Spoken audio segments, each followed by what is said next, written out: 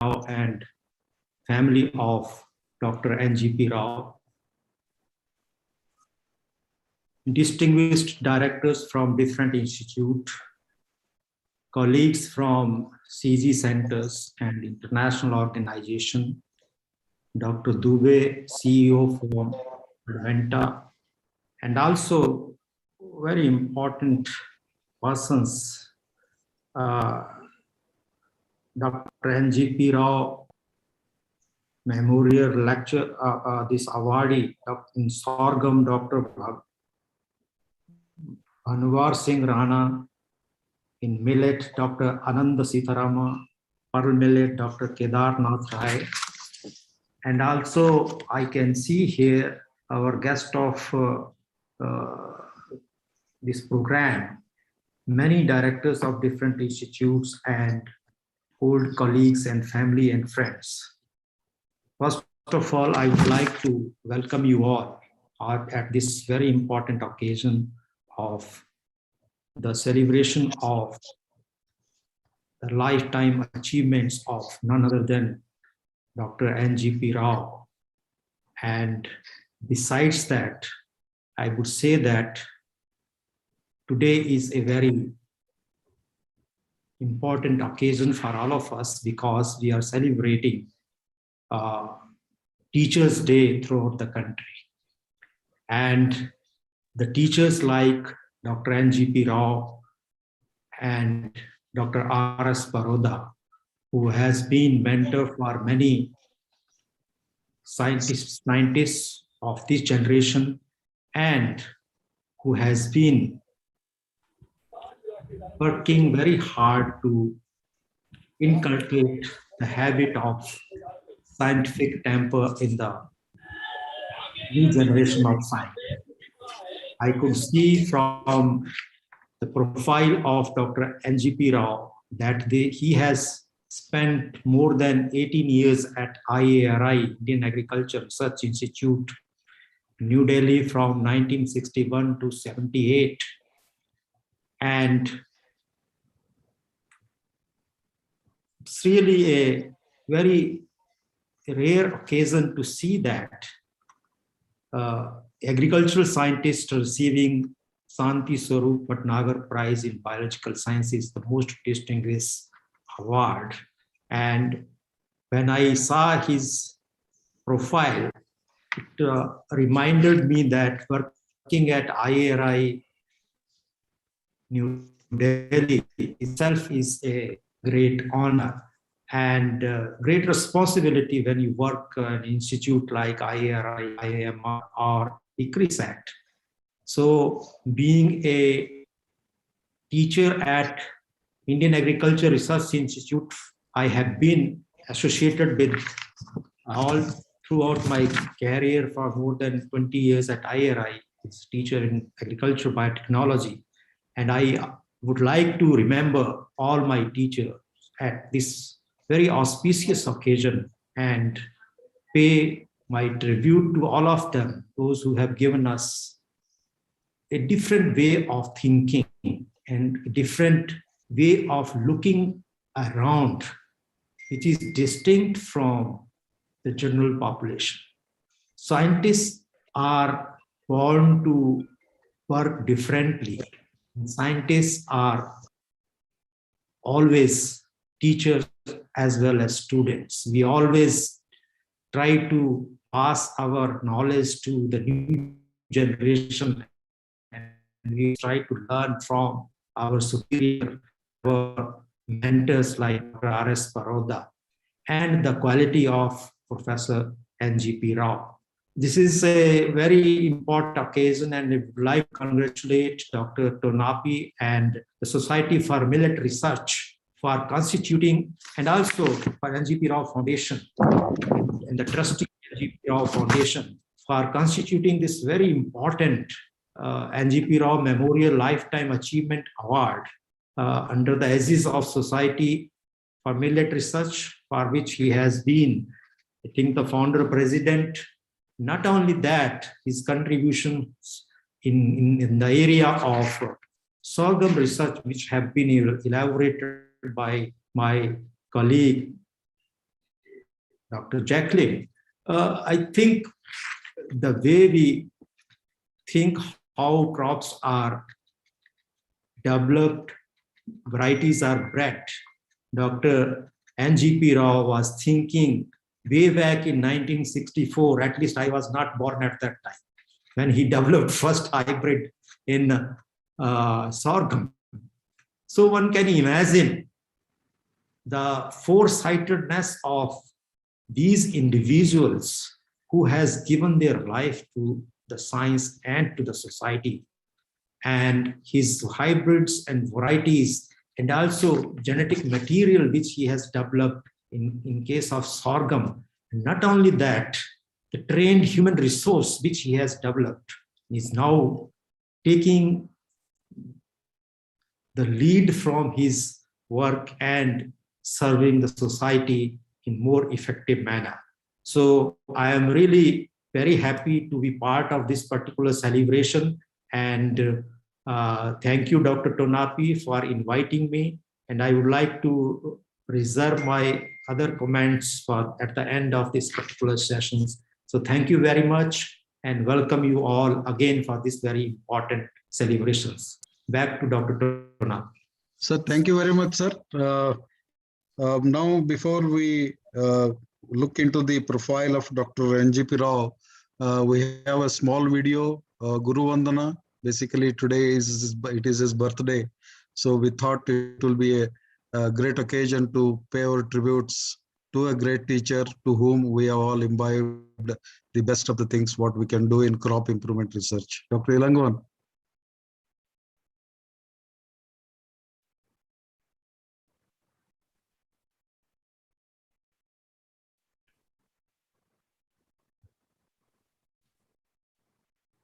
Ilan, sound is not there.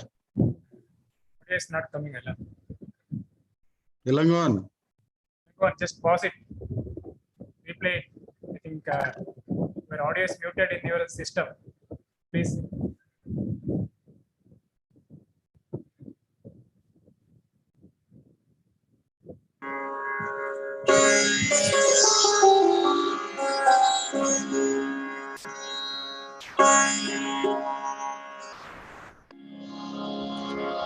Guru Brahma, Guru Vishnu, Guru Brahma, Guru Vishnu, Guru Deva Maheshwara, Guru Deva Maheshwara, Guru Sakshat Parabrahma, Guru Sakshat Parabrahma, Tasmai Shri Gurave Namaha, Tasmai Shri Gurave Namaha, Guru Brahma, Guru Vishnu, Guru Brahma, Guru Vishnu, Guru Deva Maheshwara, Guru Deva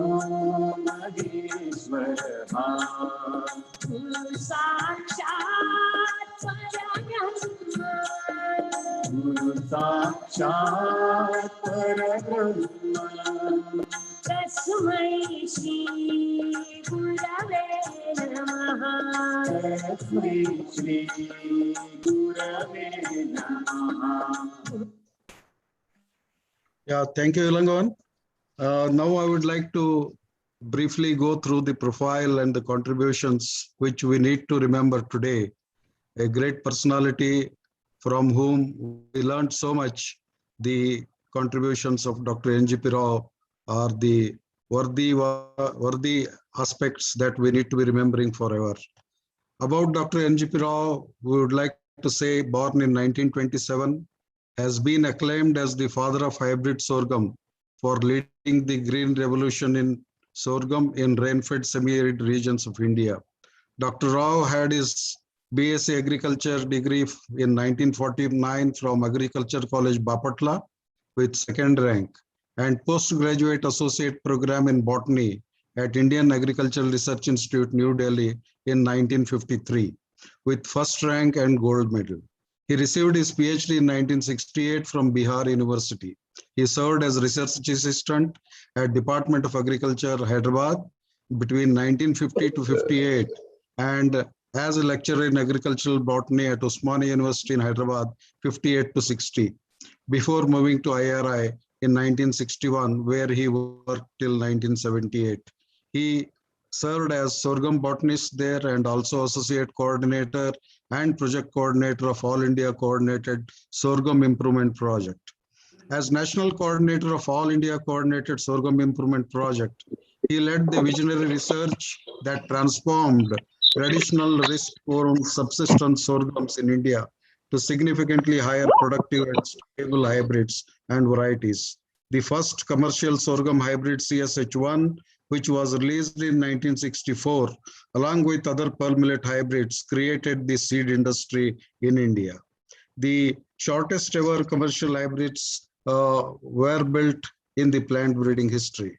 The average yields of the rain-fed hybrids could be stabilized at about 2 to 2.5 tons per hectare against a national average of 400 to 500 kgs for the local varieties.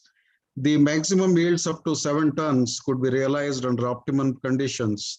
Between 65 to 78, 9 commercial sorghum hybrids, CSH1 to CSH9, and 8 high-yielding varieties, CSV1 to CSV8R, were released for cultivations which created profound impacts in the dryland areas in the states of Maharashtra, Karnataka, Telangana, Tamil Nadu, Rajasthan, Madhya Pradesh, Uttar Pradesh, covering an area between 8 to 10 million hectares.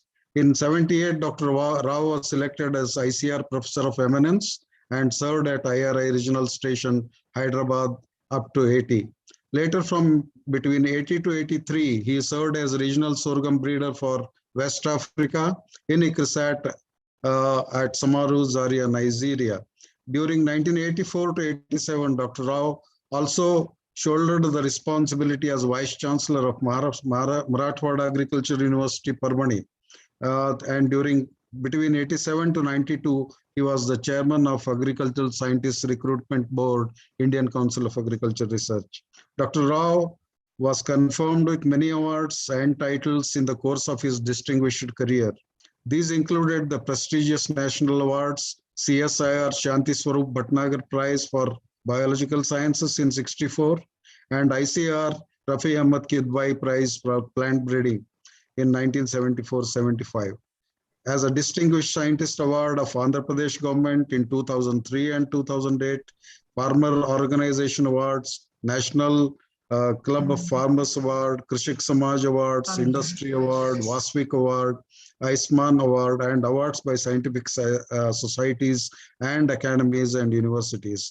He served as President of Indian Society of Genetics and Plant Breeding in 81 and 82. And he was founder president of Society for Millets Research in 2004.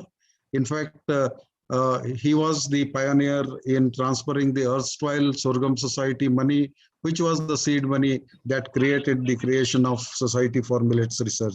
He was also elected to the fellow of 3 national science academies, INSA, NAS, and National Academy of Agricultural Sciences. So this is in short of a great contribution which we are all remembering today. So this is our tribute to a great teacher, a great researcher, a great scientist, Dr. NGP Rao. So thank you very much, sir. Now we will go. We are at IIMR and Indian Council of Agriculture Research. We are very proud to dedicate our crop work facility area, which is newly constructed, which houses the crop improvement activities of all the breeders in sorghum, pearl millet, and small millets, and also houses the facilities of cold storage to carry forward their advancing generations, which we built it at a cost of about 3.5 crores, was recently inaugurated by Honorable Union Minister of Agriculture very recently. This building we are dedicating today as NGP Rao Crop Improvement Facility at Indian Institute of Millets Research, Indian Council of Agriculture Research. Dr. Ilangon, you can.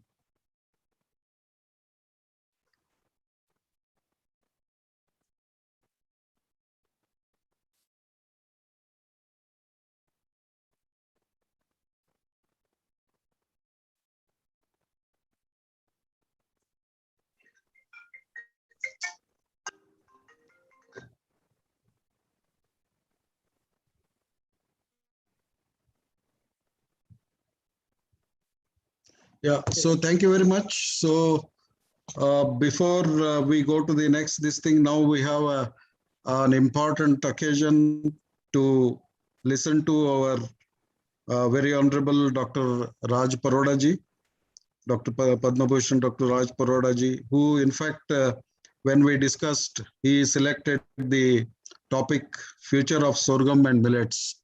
So, sir, we would like to listen from you the first ever NGP Rao Memorial Lecture from you today, sir. We are all very eager to listen to you. So, Dr. Raj Paroda, sir. Before that introduction. Yeah, so Dr. Ilangon will introduce Dr. Raj Paroda, sir.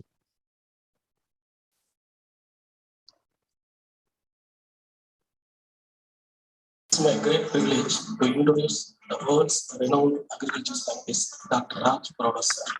Dr. Raj Paroda, former Director General, Indian Council of Agriculture Research, ICAR, and Secretary There, Government of India, holds a unique perspective as an accomplished scientist, able research administrator, and development practitioner. He is well known for modernization and strengthening of the national agricultural research system in India as well as in many countries. Government of India has recognized his contributions to the advancement of agriculture by bestowing on him the prestigious National Padma Bhushan Award.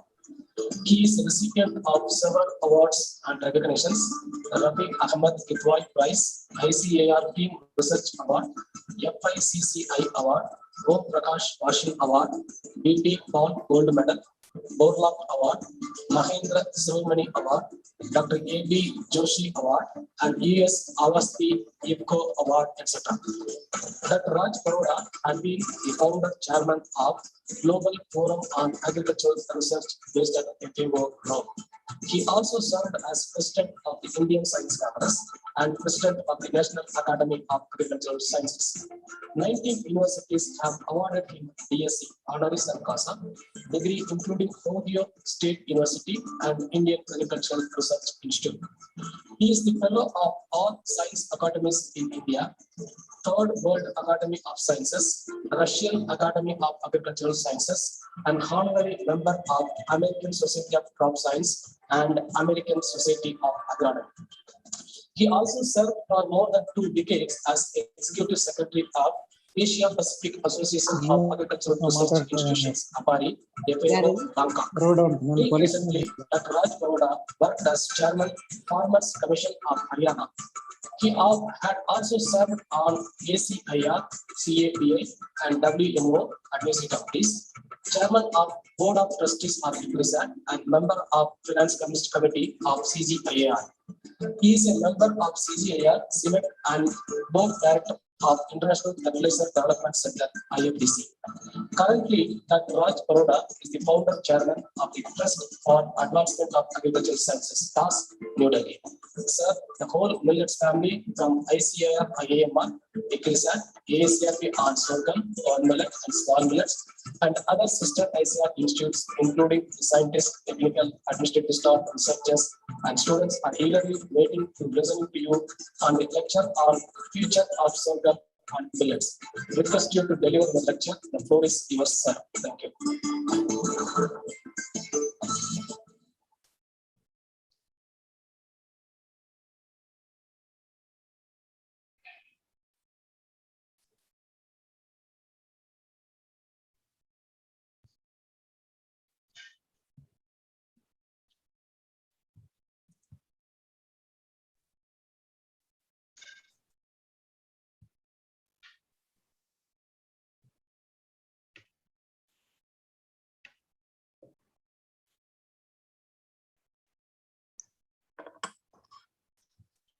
Am I visible also? Yes, sir. Yes, sir. Good morning. Yeah, Is it? you can see you. Okay, good morning. Thank you very much for very Please go to the slide generous view, sir. introduction. It's a great pleasure to be with you all today on Dr. NGP Rao Memorial Lecture. Dr. Jacqueline Hughes, Dr. Tia Sharma, Dr. Vilas Tonapi, Mrs. Rao, and Dr. Rao's family members, I see some old colleagues and friends also attending, more than 250 by now. Ladies and gentlemen, it's indeed a great privilege for me to speak to you today uh, on this occasion, which coincides with 93rd birthday celebration of Dr. NGP Rao, and as was also mentioned, today being the Teachers' Day. The topic about which Dr. Turnapi mentioned, uh, I thought that it's high time that we start looking at future of sorghum and millets. Sorghum is also broadly now considered among millets. And when we talk of future, future could be two sides of the coin. One could be very bright and the other could be very bleak.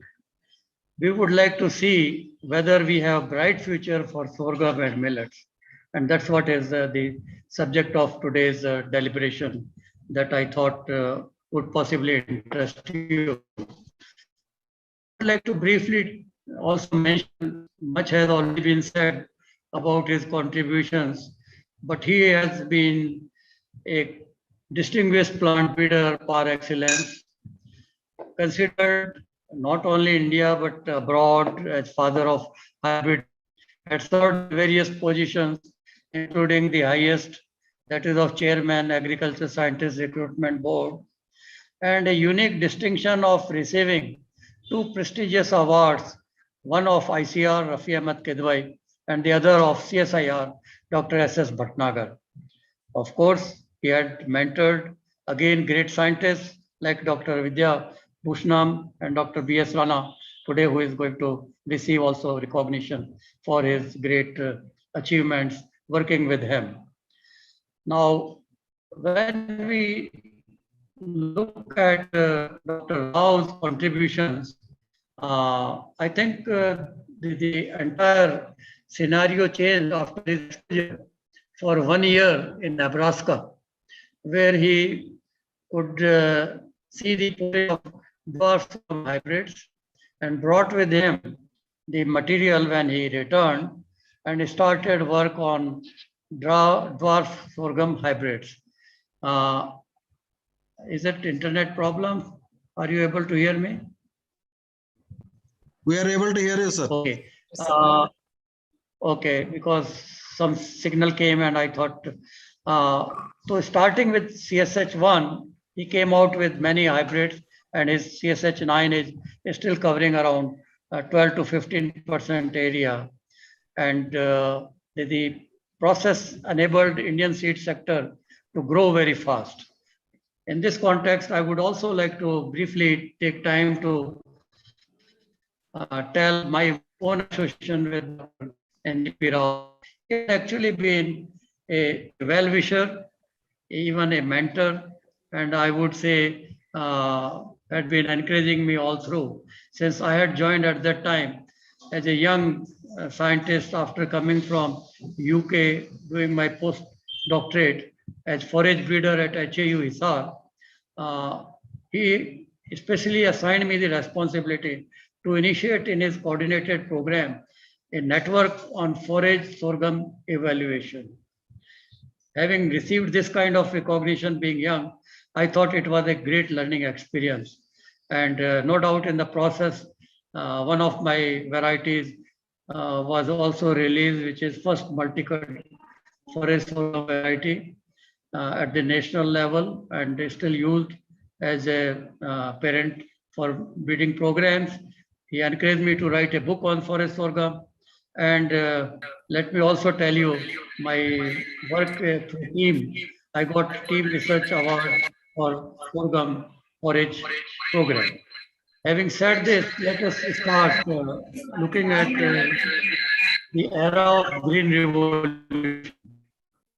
I'm not going to tell you what we achieved, starting from period of scarcity to that of self-sufficiency, having more than 70 million tons of buffer in our stocks today. But in the process, certainly two important messages emerged. After the Green Revolution, which we have been experiencing for more than 5 decades, the drylands have been bypassed somehow. Most of the achievements we got in irrigated areas. And the other aspect was that the first green revolution which we witnessed was for food security.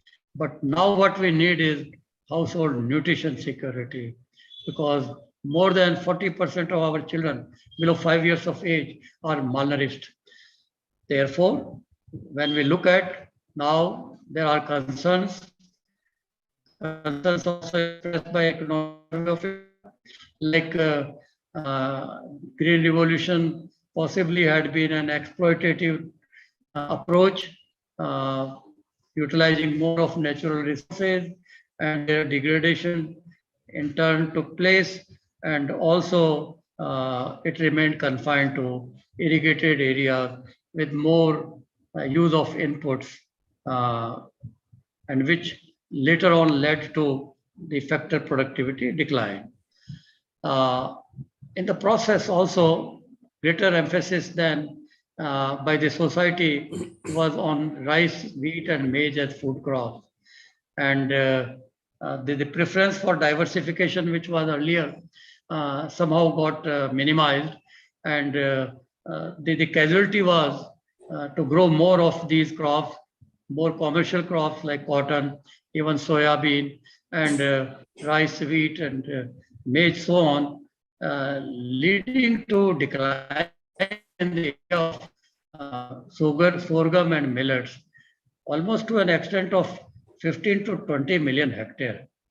Now, we have to see this, that despite all this, the area under Rabi sorghum has remained reasonably constant in Maharashtra and Karnataka, and same way area in the most dry part of Rajasthan, which is called A1 zone, has also been reasonably stable over the decades, which means these are the crops which found their niche in most rain-fed environment. And that was possible maybe because of the efforts made by Rao and then later on by private sector for greater spread of hybrid technology. Lately, for the last 2 years during COVID-19 pandemic, some important messages have surfaced, and that is that COVID has drawn global attention towards food, nutrition, and environmental security. We need to take care of our natural resources. We need to also make sure that the food is nutritious, and food is not only nutritious but good for health and immunity. At the same time, it has been recognized that more than 150 million people have gone below poverty line, and food may possibly be a major challenge in future to be met to many countries because of lack of its availability or lack of its transportation to those countries where it is not produced. So emphasis came that it should be produced where it is needed, and emphasis also came on local food systems. And UN Food System Summit is now being convened in November, which is going to have a decade of action plan for safe, accessible, sustainable, and equitable food systems. Therefore, now the nutritional aspect has come up front. Now for SDGs, also for zero hunger, we need to make sure that there is enough of good nutrition available for our people, and there is no protein malnourishment. Why millets are called nutri-grains? They were called as coarse grains before, but eventually the realization has come over the years that we were mistaken by calling them coarse grain. They have all the nutritional qualities: high fiber, gluten, fat, cholesterol, and anti-diabetic phytochemicals, vitamins, minerals, and so on. So when we compare them with the so-called glamorous food of rice, wheat, and maize, they are in no way less. And rather, in many aspects, they are much better and being used now more than what they used to be used before. Because I come from Bajra growing region of Rajasthan, and people had moved to eating wheat and rice, but now eventually they are shifting back to use of palm millet in their food. So, as I mentioned before, we need a second green revolution. We need a second green revolution to address those issues which first green revolution could not. That means to provide nutrition security and to make gray areas green, which means take care of the dry lands, which are still around 48%. And this is possible through a twin pillar approach around genetic enhancement and approach around natural resource management. In that context, we would like to now go in scaling hybrid technology, use of, I would call it genome editing, genomic research, etc., or for that matter, conservation agriculture in dryland areas. Globally, conservation agriculture has succeeded, whether in Latin America, USA, Canada, Australia, Turkey, and other parts of the world in the dryland areas. But in India, again, conservation agriculture somehow remain confined to irrigated system of rice wheat in Indo-Gangetic plains. So we need to really look at the opportunities and options afresh. Looking at a global scenario, when we look at, we find that Africa and Asia are the niche for millets particularly. And in Asia, India has 80% of the production of different millets, whereas we contribute about 20% of the global scenario. And average productivity, thanks to the research and efforts of people like Dr. NGP Rao and others, even Dr. D.S. Atwal, coming out with first pearl millet hybrid at the global level, to increase the productivity, which is comparable to that of the global average, whereas this is not the case in Africa.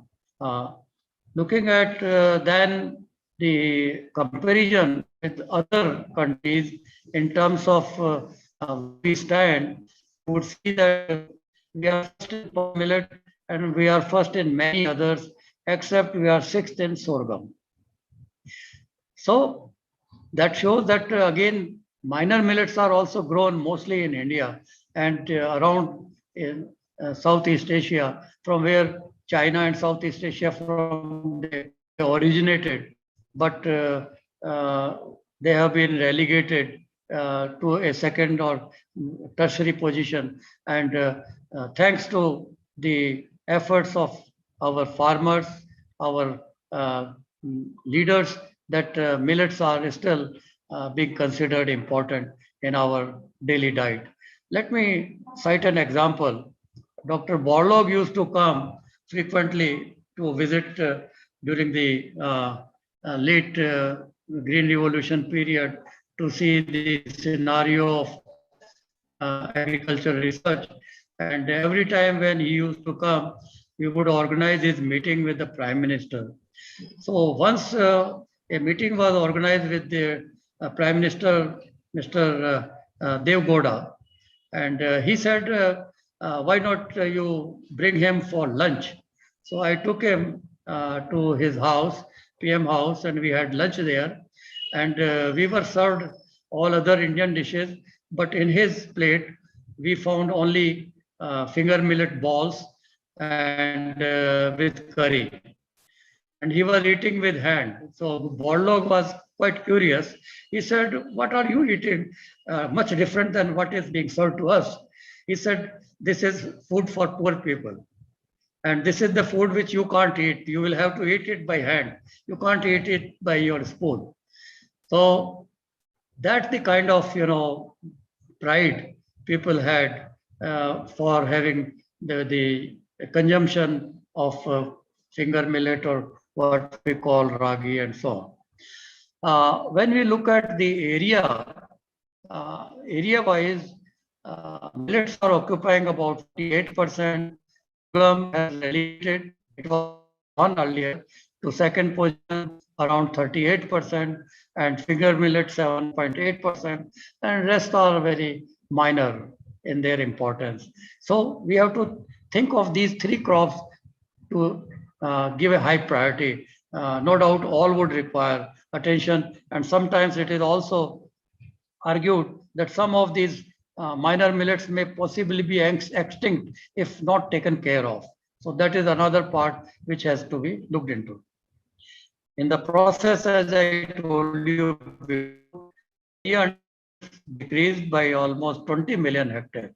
Since 1950, if you compare to today's time, but what has happened in the process, that productivity is still increased by 2.5 times, which means thanks to research, thanks to genetic enhancement and work of our breeders and geneticists and now biochemists, that we have been able to spare the land for other crops without compromising on production and productivity of the millets. So area decline has been compensated by productivity gain, and we see that this is possible, or this could be possible, because of the use of hybrid seed to a greater extent. And one point was to recognize, we used to be told before, whether it is in case of maize or in sorghum, that for Indian farmers, varieties are the best option. But I think we were mistaken. And then we started with single cross maize hybrids in 1987, 88, when I was Deputy Director General Crops, as a special hybrid program. We came out with hybrid rice, we came out with single cross maize hybrid by 2000. And in 1 decade time, in maize, we could double our maize production just by hybrid technology. And private sector also came in, but earlier not interested. But then when we saw that they need intellectual property, so we brought in Farmers Breeders' Right and Farmers' Right Act, what we call is PVPFRA, and under that now what we see is a great coverage of area, mainly in millets, by the private sector. As you see, hardly 10% is under HHB 67. This HHB 67 was also a hybrid that was released when I was chairing the variety release committee. It was in fact recommended to be rejected by the expert panel on one ground, that it had high downy mildew incidence in the apophytic conditions at Patancheru. I still recollect that. But then I said, in the dryland areas where it is grown, that kind of incidence in downy mildew has never been noticed. So we took a conscious decision of releasing it mainly for Rajasthan, rather northwestern belt, and for last almost 25 years, I would say it is the 30 years, the variety or the hybrid is still predominant and could not be replaced by any other early hybrid than what we have in HHB 67. Similarly, when you look at the grain sorghum side, again, I would say because of the strong public seed sector which got built, due to availability of the hybrids from public sector through efforts of Dr. NGP Rao, that you still have about 40 to 45% area covered. No doubt, all international and national seed companies are working hard to see that their hybrids get more coverage, but they have not yet been able to.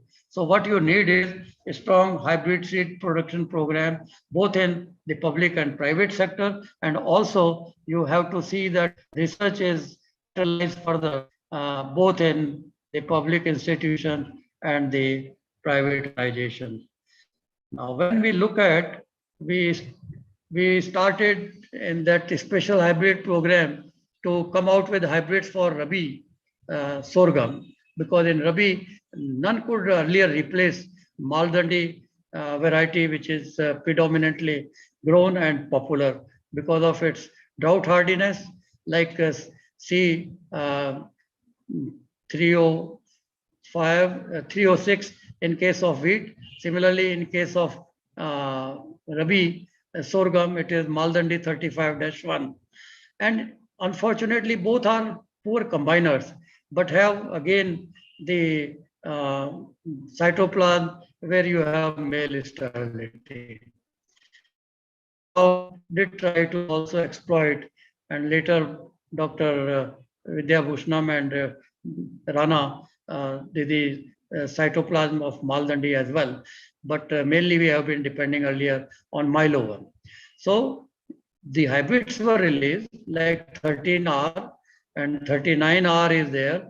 They seem to be high yielding, but still area coverage is very, very negligible, because the preference for the Rabi sorghum is only for Maldandi. So this is a challenge which has to be accepted for future research.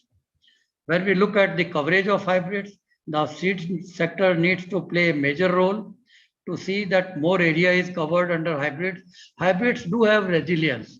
When we came out with one review book along with Dr. V.L. Chopra on the breeding for drought tolerance, it was evident that hybrids were performing much better under rain-fed conditions and had better resilience.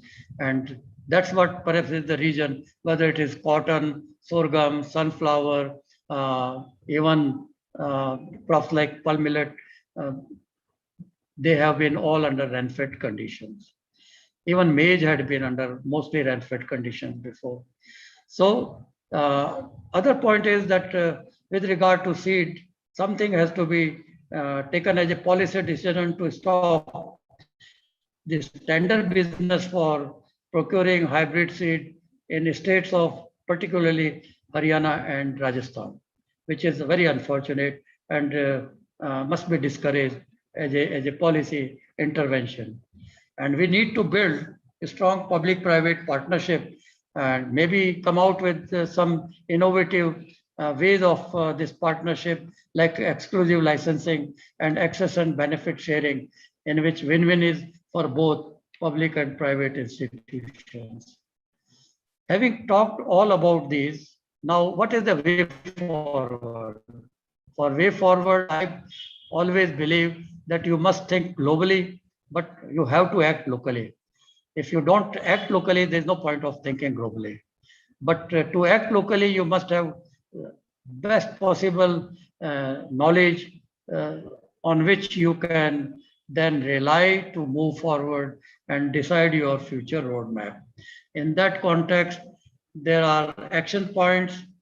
We have to increase production productivity. Nutrition, I have talked. We have to now go in for value addition to link farmers to market if we have to succeed with millets in future. We have to therefore bring entrepreneurship among youth including women, and have startup farmer producer organization. And we have to think of ways of branding, laying intellectual property and sale and marketing for higher income. And definitely, like in Green Revolution, we capitalize on the partnership with Simit and Erie for wheats and rices, which were miracle seeds. We have to also have similar partnership strengthened. There is partnership, but I think the time has come. I will talk about it in my last part, that institutions like ICRISAT or advanced research institutions abroad, where there are opportunities of to new materials and new knowledge, and the policy support for MSP is there, but it has to be linked to procurement, as it is in case of wheat and rice. If we have to succeed and make future success of millets, and there have to be incentive for environmental services. So action is needed on greater use of genetic resources, uh, improving productivity and nutritional quality, higher coverage under hybrids. I think still, even in case of sorghum and pearl millet, you go to even the desert part of Badmer or Jaisalmer or Jodhpur, farmer would say, I need only थैली शंकर जाति की बाजरे की थैली मुझे चाहिए, which means only I need the seeds of hybrids of pearl millet, not the varieties which we have been otherwise propagating and advocating to them. Emphasis on conservation agriculture I have talked, and promotion with regard to value chain. Okay. Now coming to germplasm, we have to have a serious look. We have the best collections in India in terms of what we could have in terms of its availability and variability. It is around 58,000 now in our National Gene Bank. And when you look at the ICRISAT Gene Bank, you have 77,000, which means about 20,000 more than what we have in our National Gene Bank. But how many are duplicates in them? How many are new ones from different sources? And which one are good for which state? And therefore, joint evaluation, cataloging, and documentation becomes very important. This part we had initiated one time with the ICRISAT, multi locations, and probably time is ripe that NBPGR, the National Millet Institute, coordinated programs, and ICRISAT come together and use the locations at various state agricultural universities and evaluate these traits for not normal traits, but very specific traits which make difference whether biotic, abiotic stresses or for nutritional quality improvement. At respect, you look at PPGR website, there is an app for all crops and for all millets, different millets, what have been covered from which area and which areas have yet not been explored. So maybe it would be need still to have a look whether we need to collect more or whether all areas have been covered, and what we can get from outside and what we can give to the rest of the world. They say that, you know, the revolution in digital technology made global as one village. Earlier, we had genetic resources for free exchange, and they were considered common heritage of human being. No more that scenario exists.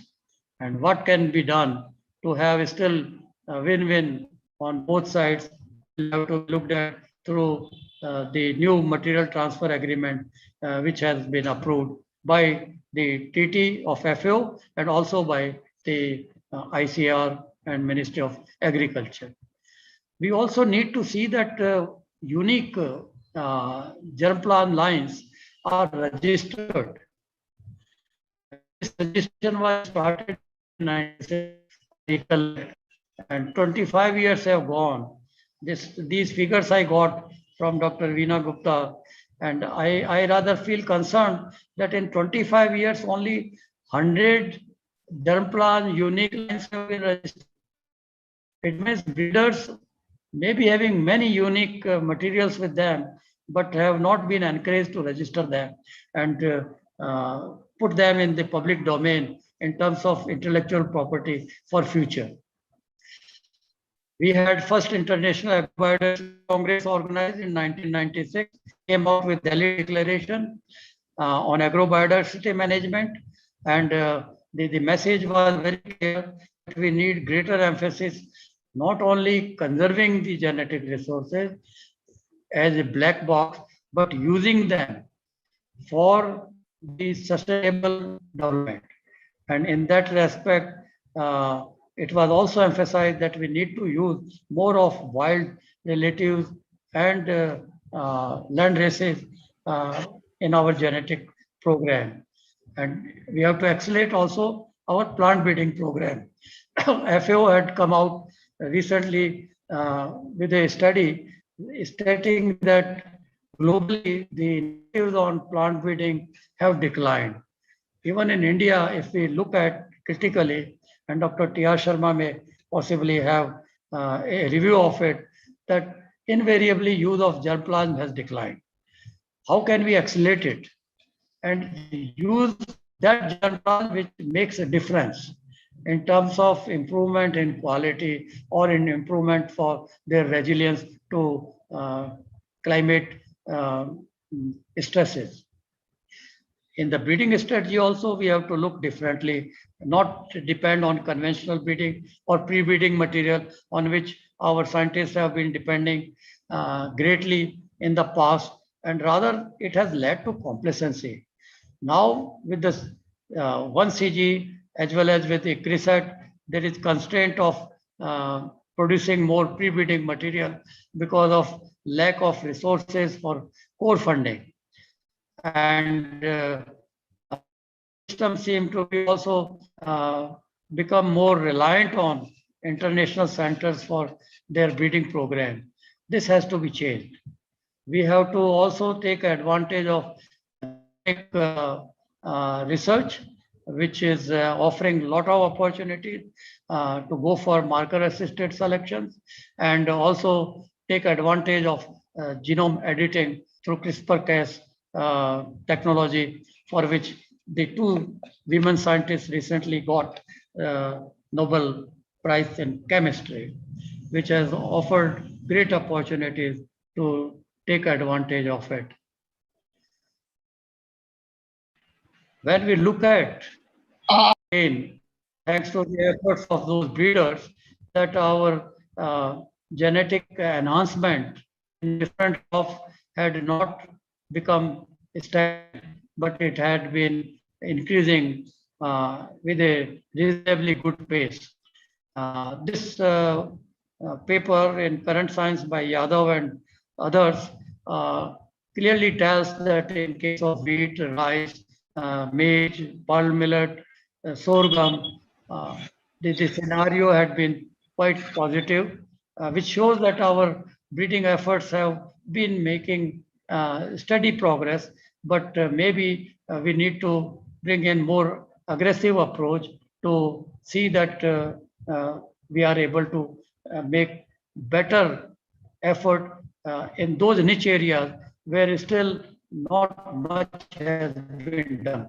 Like I said, the region of Rajasthan, which is having around 4 to 5 million hectare area for pearl millet, and the Rabi sorghum in Maharashtra and Karnataka, which also has something like about 2 to 3 million hectare area.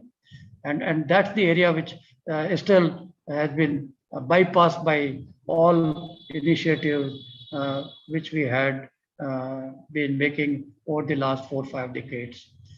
No doubt, there are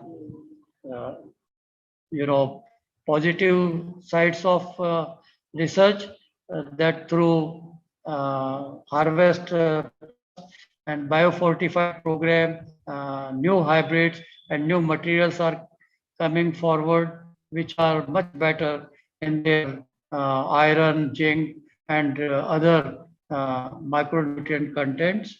And there are many varieties which have been released.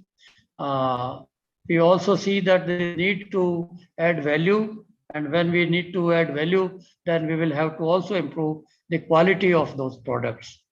That would demand, again, the faster growth and progress of food industry using hybrid varieties with high semolina, amylose, amylopectin ratio we also high protein digestibility, low phytates, high starch, high ethanol fermentation efficiency, and sky is the limit when you look at these the kind of recipes that are available are enormous, and a lot of kvks now taking benefit of millets also are being used for mm, diversified uses, even for beer making, and uh, there are opportunities.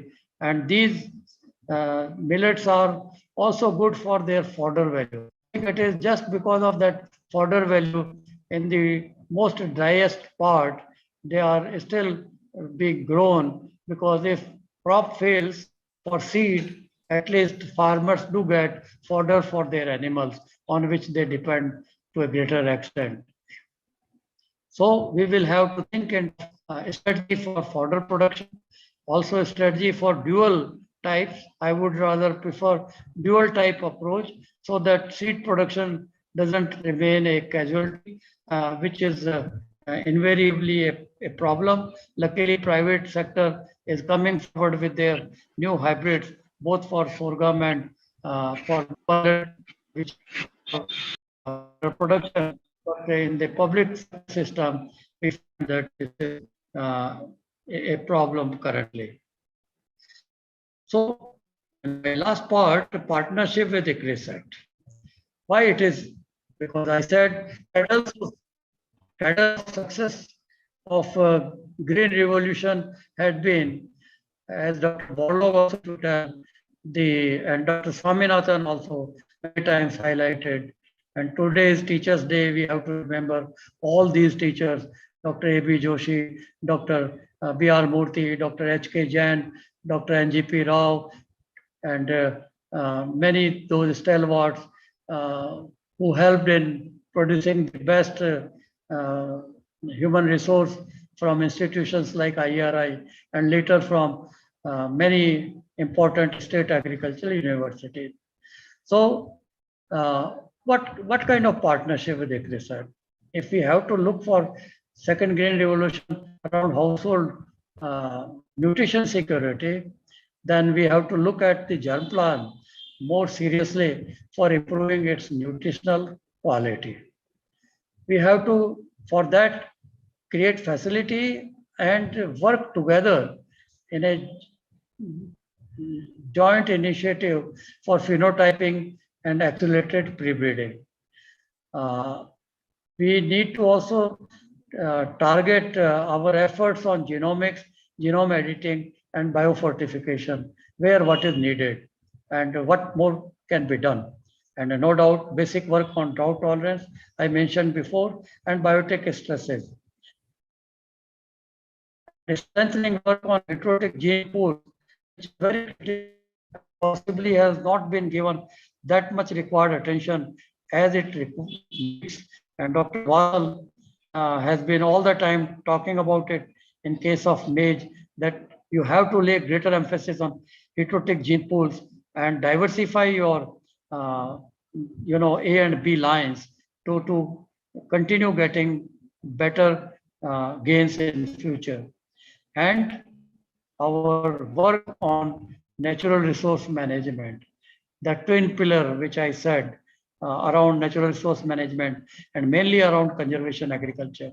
So if we have to go in and help farmer to give them technology to improve productivity, reduce cost on inputs, and that reduced cost on input can be through conservation agriculture. And also we have to see that farmers are able to get linked to the farm market for better income. And partners helped in the past. Like HHB 67 got improved over the years, and the first version was released before. That's why maybe HHB 67 is still holding its ground. And recently, as mentioned to me by Dr. Rajiv Vashne, HHB 67 improved 2 has also been now evolved, which need to be scaled in terms of its more area coverage and its utility in terms of important useful traits which are all defined here. And we have to also have partnership so that we don't duplicate these facilities, but take advantage of these facilities which have already been built, like the Center of Excellence in Genomics. And as you would see from next slide, it has such a big consortium approach and partnership. We need also consortium approach for our Indian institutions to be linked either with them or to work with the CRISAT and address those issues which are more relevant to our local conditions. In that process, we are happy that genome sequences also have been almost worked out for each of the millets, and others can also be taken care of where it is not done. We would require phenotyping facility. I am told it is still not yet built or being used extensively, as is being done now for wheat at Borlaug Institute for South Asia, Ludhiana, for wheat germplasm. So we need now phenotyping facility, which is very important and can accelerate the breeding process very fast. We have to use multi-locations for advancing generations. Hyderabad itself is a good location for that matter, but others as well to be explored and taken benefit of. And in the process, we have to also go in for basic research relating to drought tolerance.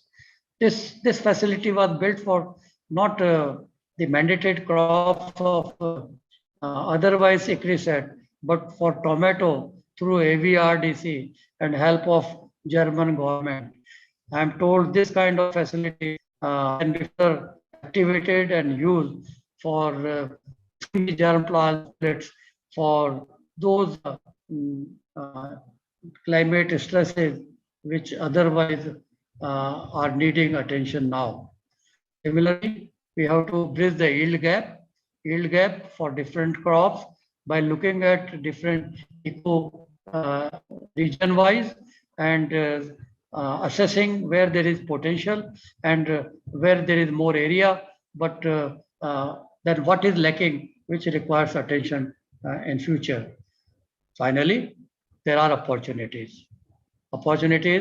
India was rather, I would say, first nation to declare the National Year of Millets in 2018. Now, based on the recommendation of Indian government, UN has agreed to declare International Year of Millets in 2023, which means we have time of about 2 years to demonstrate our research capability and leadership at global level. National mission on millet was also started around nutri-cereals. So we are already calling them nutri-cereals, no more coarse cereals, and they are crops for the future. And it was initiated in 2018. Resources can further be added to it, and more centers could have partnership in this mission program. Maybe there is need for relooking at it, and all said and done, there is MSP for sorghum. For Maldandi, there is separate MSP, though not much. It should be much higher as it is for basmati and for rice otherwise. But for bajra also there is MSP. And when you compare it with wheat and paddy and even maize, the MSP for these crops is relatively much higher. But it's not government. And farmer don't get. Even on my farm, I had pearl millet which I could not sell at the MSP of 2,150 last year. I had to sell it at 1,900 rupees per quintal.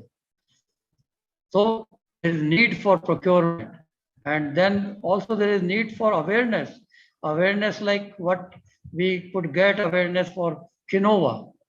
Quinoa nobody knew before, though we have been growing it in India to a greater extent and taking full benefit of it in our food as well. But it has now become a craze, public awareness.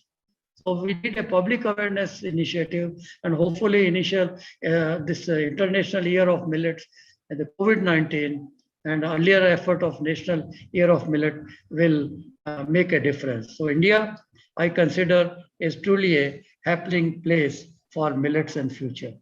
So what we need is policy support, MSP to be linked to procurement by states, not only center. States where they are grown, because these are major important crops for the farmers of their own state. Inclusion of millets in midday meal, including millets in public distribution system, and also maybe in the National Food Security Act, where we are distributing rice, wheat, and maize at 3, 2, and 1 rupee per kilo. Millets also included, and premium needed on biofortified varieties, and incentives to be given to farmer producer organization in millet growing districts, and maybe for value addition, there should be exemption for GST so that there is encouragement to the young entrepreneurs.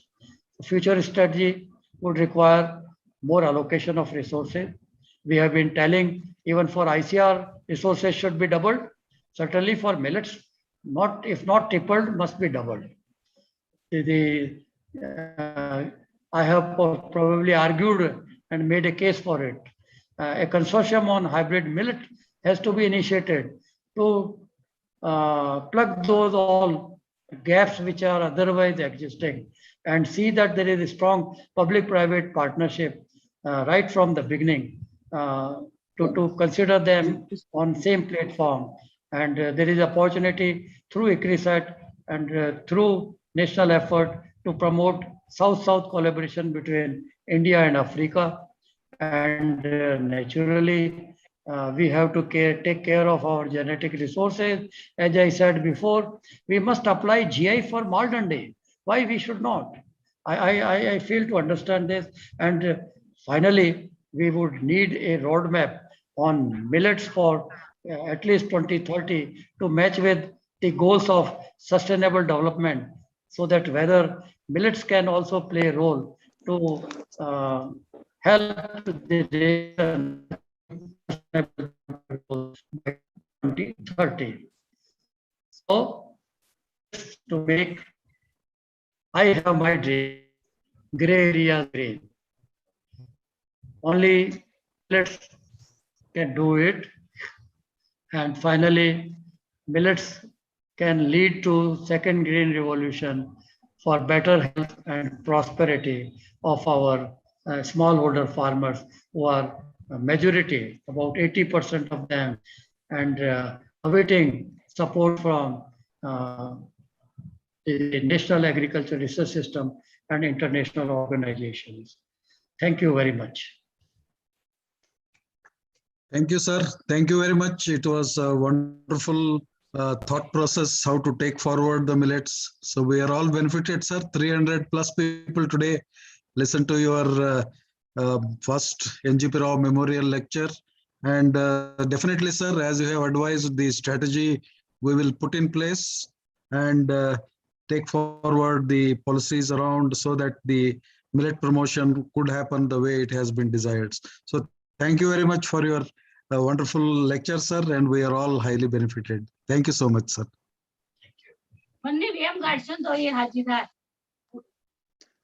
Now, sir, take it with the permission of chair, we would like to take forward the program to the ultimate point of today's program is recognizing the contributions of people who worked for the last 40 years in sorghum, small millets, and pearl millet. So it is the Lifetime Achievement Award or Dr. in the name of Dr. NGP Rao. So Dr. NGP Rao Memorial Lifetime Achievement Award has been given in this initial year to 3 people for their human contribution in the area of sorghum to Dr. Bhavar Singh Rana, earlier Director, Project Coordinator of sorghum. Then in small millets to Dr. A. Sitaram, who was the project coordinator and also the coordinator of the National Food Mission earlier, and pearl millet to Dr. Kedarnath Rai.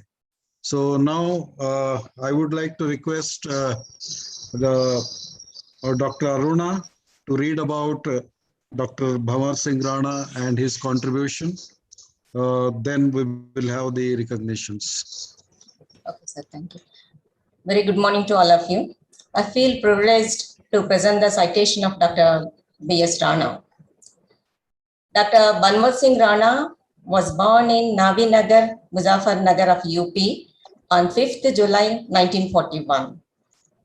Dr. Rana is a revered plant breeder with outstanding contributions in novel breeding concepts and developing a number of sorghum hybrids and varieties which doubled the sorghum productivity during 1990s.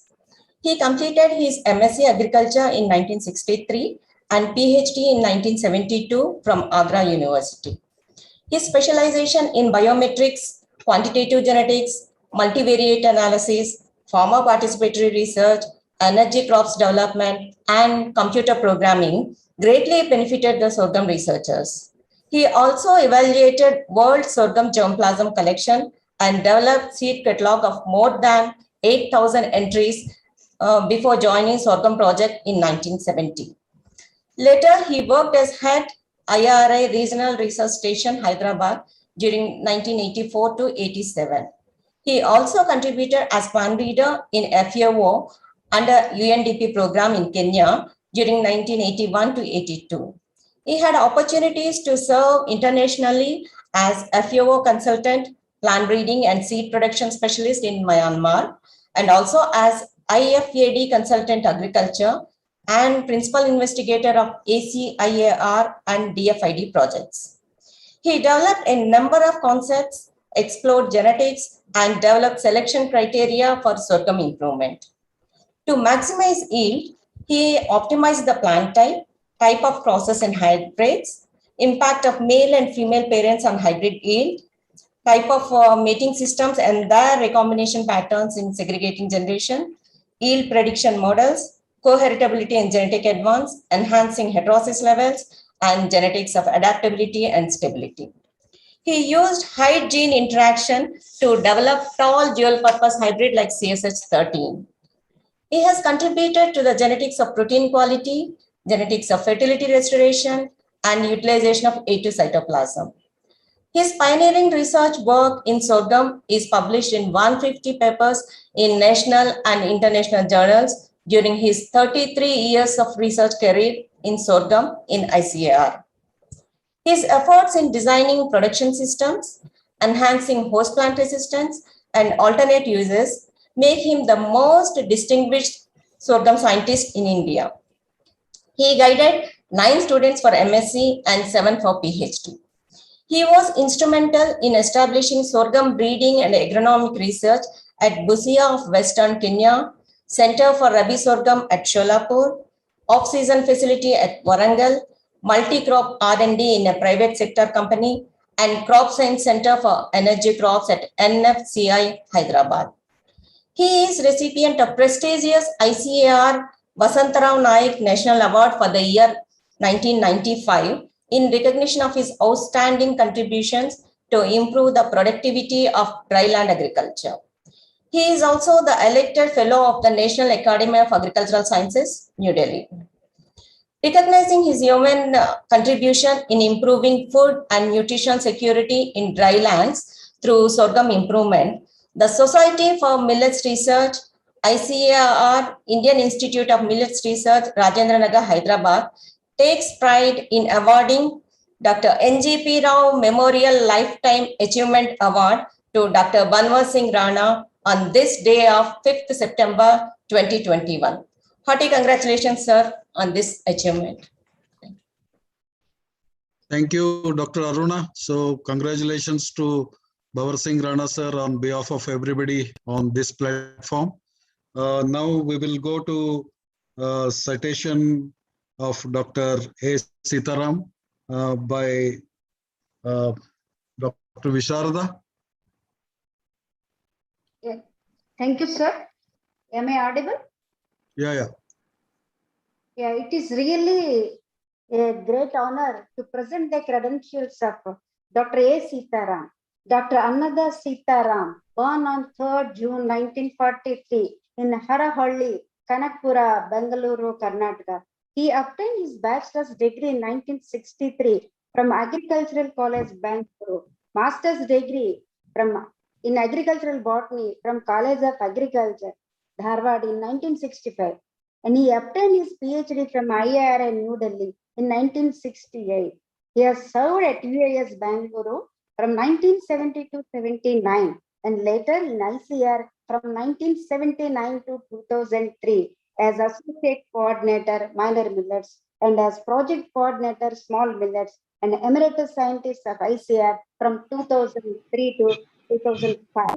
He has made notable contributions as plant breeder in the crop improvement of small millets and sunflower. He was intimately associated for more than 2 decades in small millet research and development in the country. A number of improved varieties in various small millets were released under his leadership, benefiting large rural, tribal, and hill farming communities, which were left out of Green Revolution technology. His outstanding contribution was on assembling one of the largest collection of 6 small millet germplasm exceeding 11,000 accessions, for which he is the curator,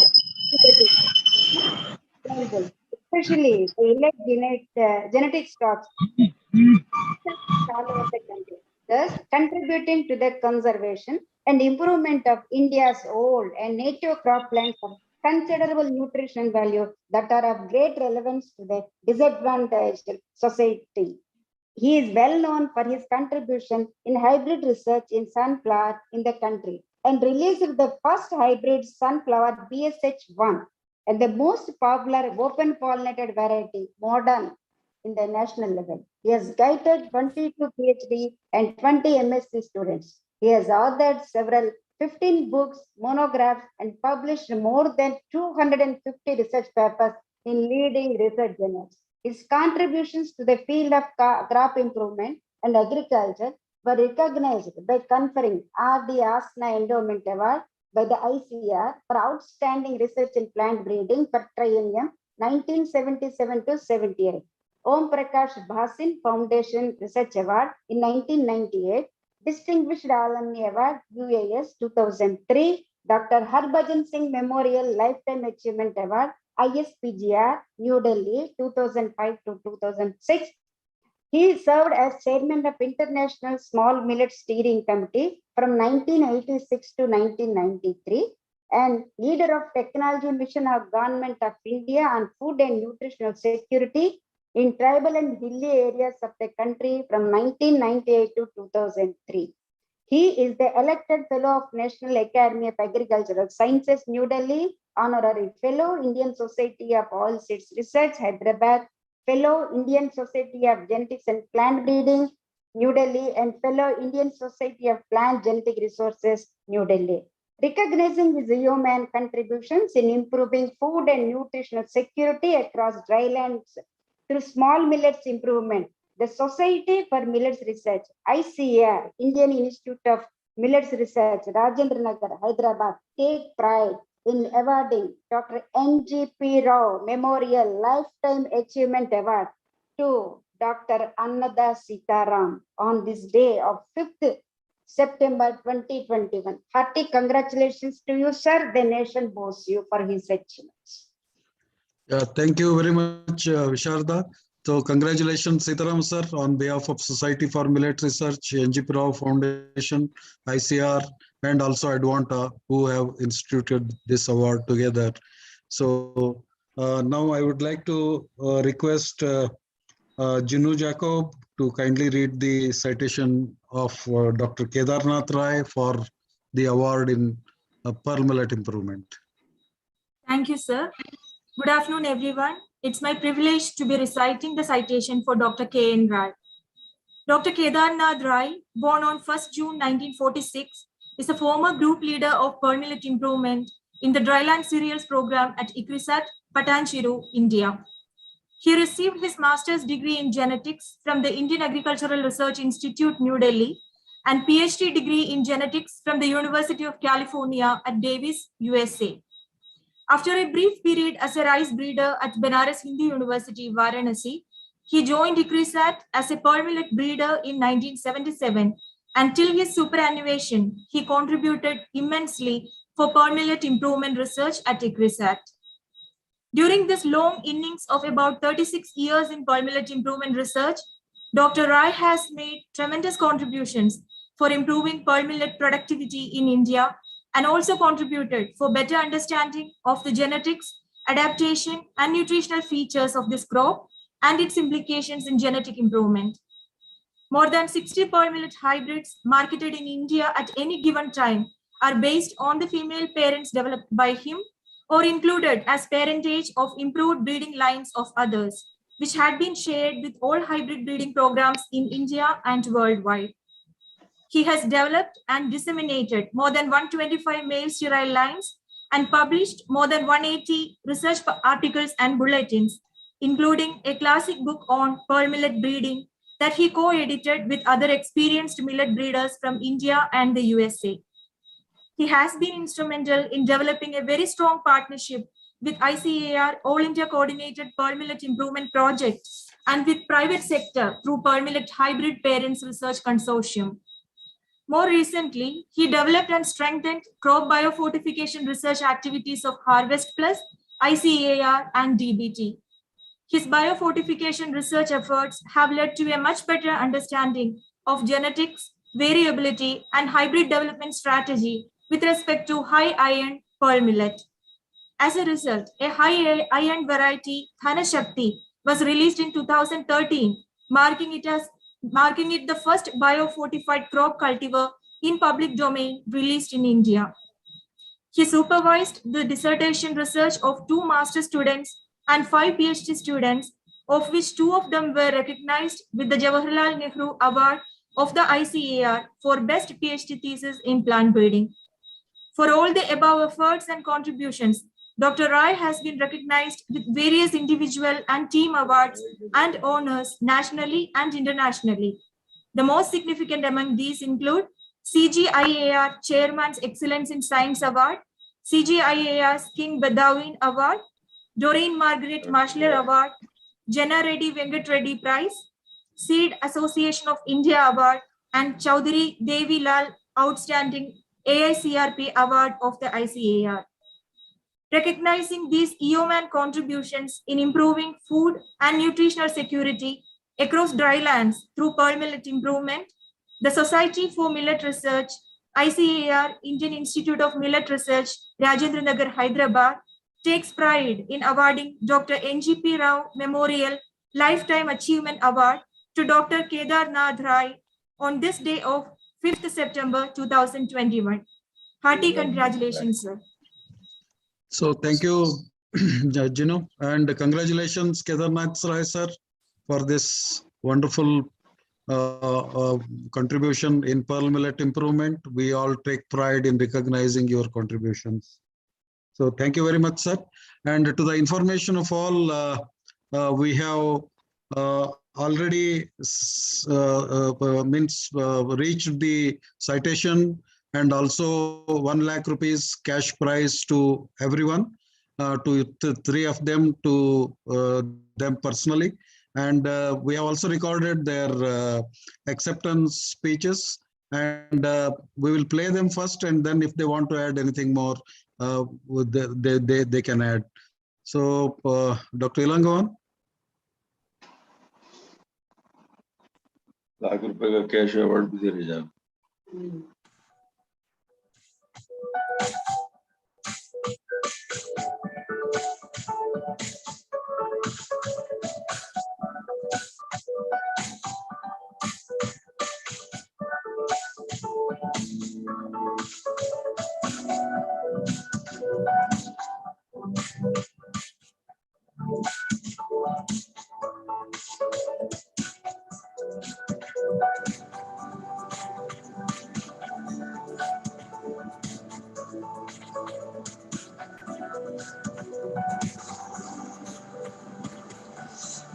Honorable Padma Bhushan Dr. Rajendra Singh Paroda, the visionary leader of agriculture sciences, Dr.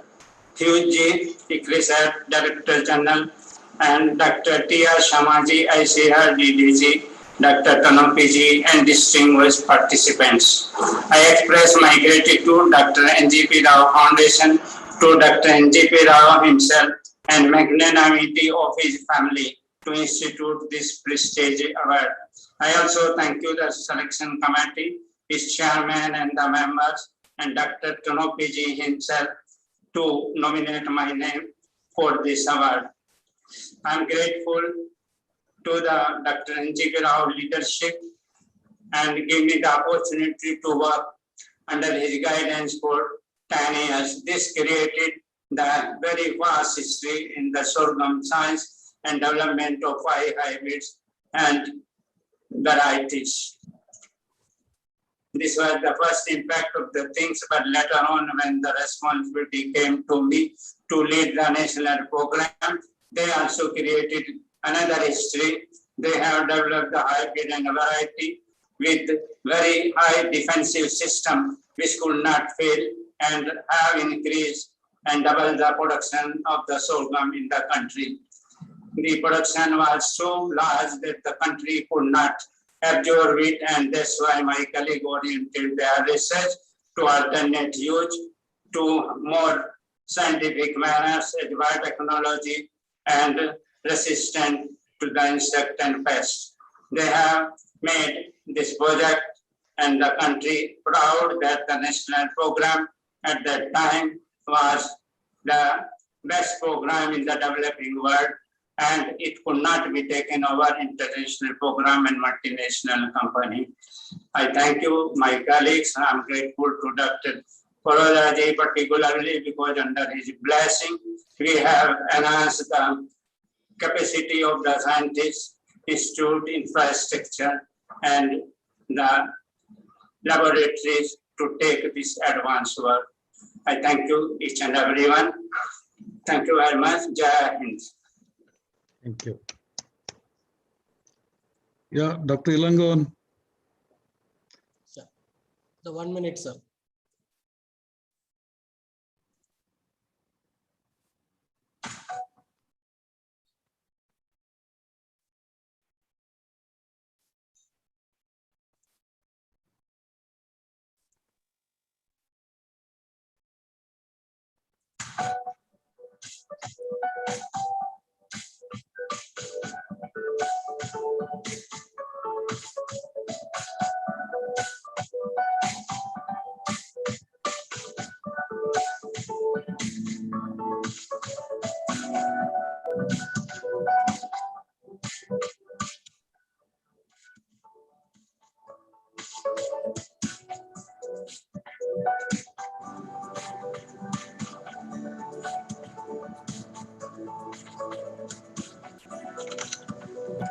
Respected Dr.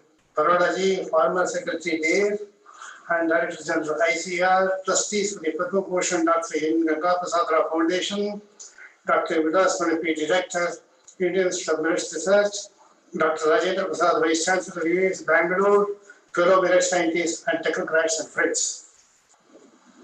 I am greatly honored and emboldened by the prestigious award bestowed on me. I consider the award as a blessing of our teacher, guide and illustrious mentor, Padma Bhushan, Dr. NGP Rao Garu, one of the most distinguished plant breeders, who is well known also as the father of sorghum hybrids in the country. I owe this recognition to innumerable millets, small millets scientists and colleagues with whom I have had the occasion and the privilege of working and associated for 3.5 decades, and their tireless efforts for promotion and development of these crops, now recognized as nutricerials. My sincere thanks to Dr. NGP Rao Foundation, IIM Hyderabad, and Society for Millets Research, Hyderabad, for honoring me. I express my sincere thanks to Dr. Padma Bhushan, Dr. R.S. Paroda ji, for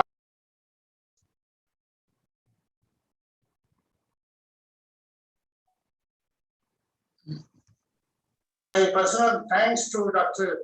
Vidas Manapi, Director IIMR, and Dr. Rajendra Prasad, and Vice Chancellor US Bangalore, and to all merit scientists, well-wishers, and friends for being with me all through my academic and scientific career. Jai Hind. Thank you, sir. Yeah, Dr. Ilangon. 1 minute.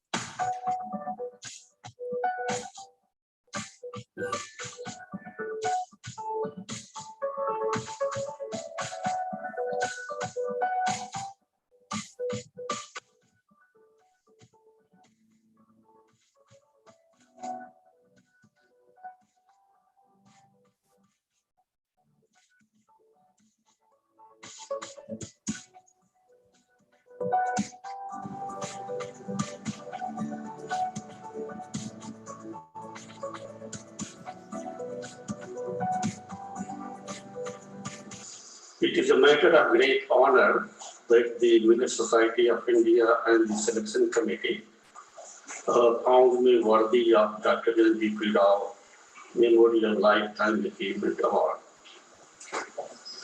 This award is a recognition of the research that I did practically. Throughout my career of 39 years look very long time to me. But it was very short time in a way for me. And the reason is that throughout my work ethic set, we always used to set the target very high. I was very fortunate on 3 counts. One, that I had a very strong and dedicated team of scientists, colleagues, and support staff. 2, ICRISAT provided me an excellent platform. And 3, the institution allowed me or gave me free hand to do whatever I wanted to do, whatever way. I must say that in the life of every scientist, there are people who come and they influence the way things should be done. There could be several, but I will write to name only 3. The first and the foremost is DJ and Jules, who was my first leader of the permanent program, with whom I worked for about 8 years. And from him, I really learned the nuts and bolts of applied plant breeding, especially for millet. The second is that in my early days at ICRISAT, I came in contact with Dr. NGP Rao. And in one of the conversations, he said, Dr. Rao, for breeders, the product development is the first priority. But one should remember that if you want to make long-term genetic gain, a good amount of strategic research has to be done. And once I heard this one from him, I talked to the people in sorghum. And what I heard about him was that he was one of the few scientists in India, maybe the only scientist actually, who had excellent balance of strategic research and product development.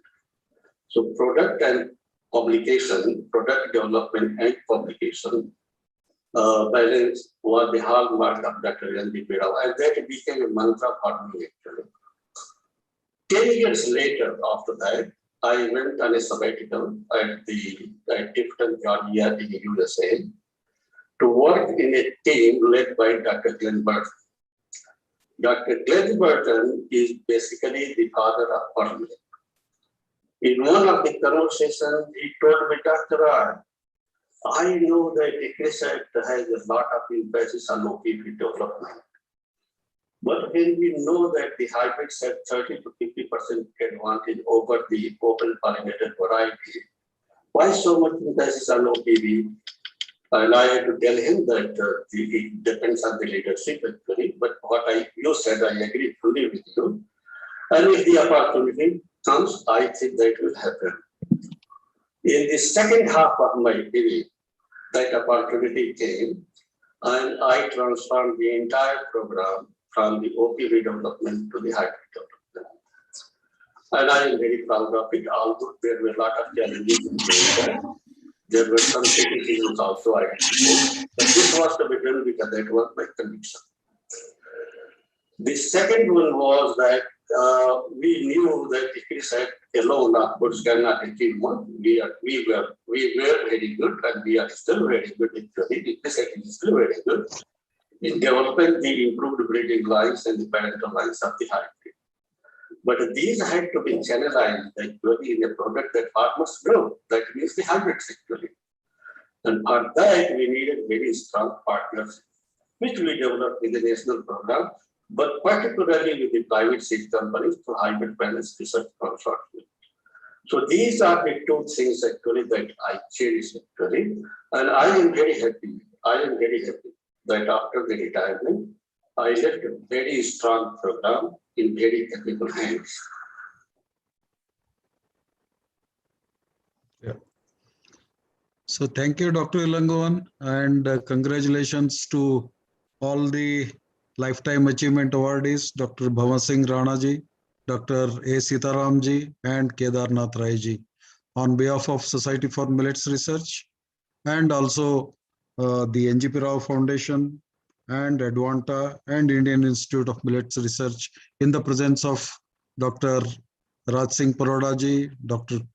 Jacqueline Hughes, Dr. T.R. Sharma ji, and host of senior teachers, scientists, and the industry people. We really thank you very much for all the contributions, and thank you very much, sir. So now we will go to the remarks by guests of honor. May I request Dr. Bhupen Dubey, CEO Advanta. He had confirmed the participation. Dr. Bhupen.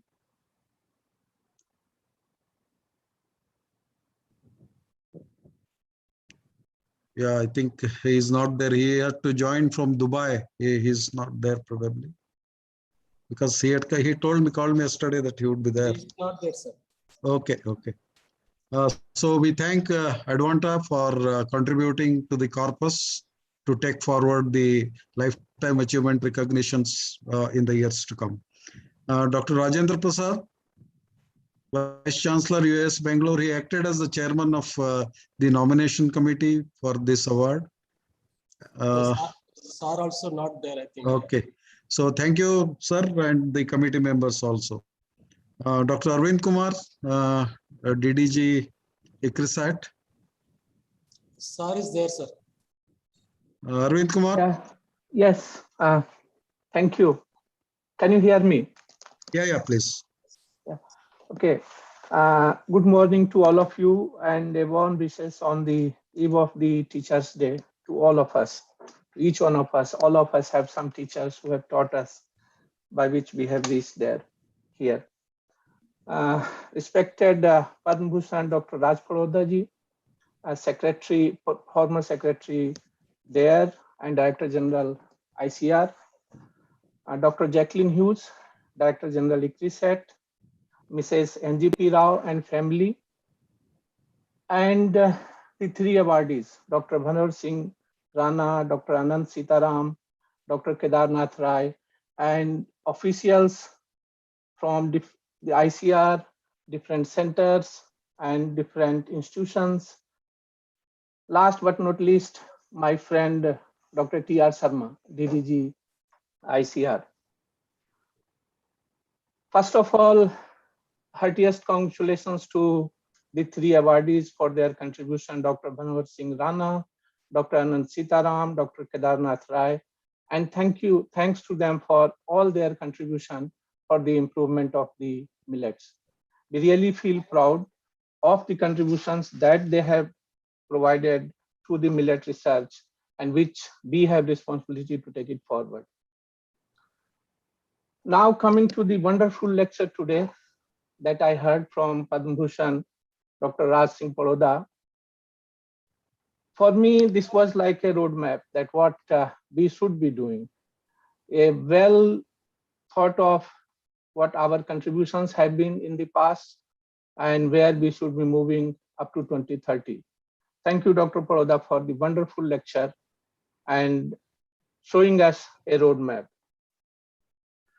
Now, I took some lessons from two of his slides, which I want to bring here very quickly. While we all feel proud of what we have achieved over years in the millet research, and rightly so, which is demonstrated today also by honoring the contribution of the stalwarts in the millet research. But I think we still have a long way to go.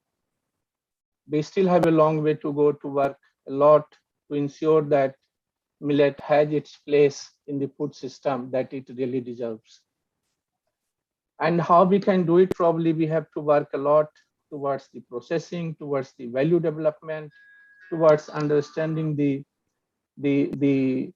bioavailability, the market linkages between farmers and industries, policy and price support and procurement, utilizing traits that could have high importance. We do see some problems that millets probably we need, as millet researchers, we need to sort very quickly. And I would mention at least one, which haunts me, is the rancidity in the pearl millet flour. How quickly we can do it. And there are other many traits which are very important, which we all know that these millets have, including the calcium, high calcium in the finger millet. How we can bring sustainable balance between demand and supply. It fluctuates year over year. And also, as Dr. Paroda mentioned, higher income, entrepreneurship, and startup, procurement, storage, supply of millets under the public distribution system. And also to ensure that, evidently how millet become part of the food of the larger population. I don't think that this can become just by keeping the millets in the malls and the shops. It has to go into the heart of each of the consumer that this is needed. So while we celebrated today the success of the research, we have a long way to go. And together, probably on this Teachers' Day, we should pledge once more that we will not leave unless we reach where we have to reach. Last but not least, I really appreciate the effort that IIMR has taken forward, also as a society, for honoring the people who have contributed to the millet research. And on personal level, thanks to Dr. Tonapi for inviting me to attend this function. And once again, heartiest congratulations to 3 awardees. Thank you very much. Thank you, Dr. Arvind Kumar. Thank you so much for your presence and your comments, sir. And now I would like to request Dr. N.H. Rao, son of Dr. NGP Rao, and on behalf of the NGP Rao Foundation and as a trustee, I would like to request him for his remarks. Dr. N.H. Rao.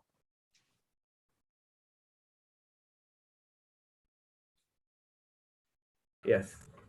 You can hear me now? Yeah, please.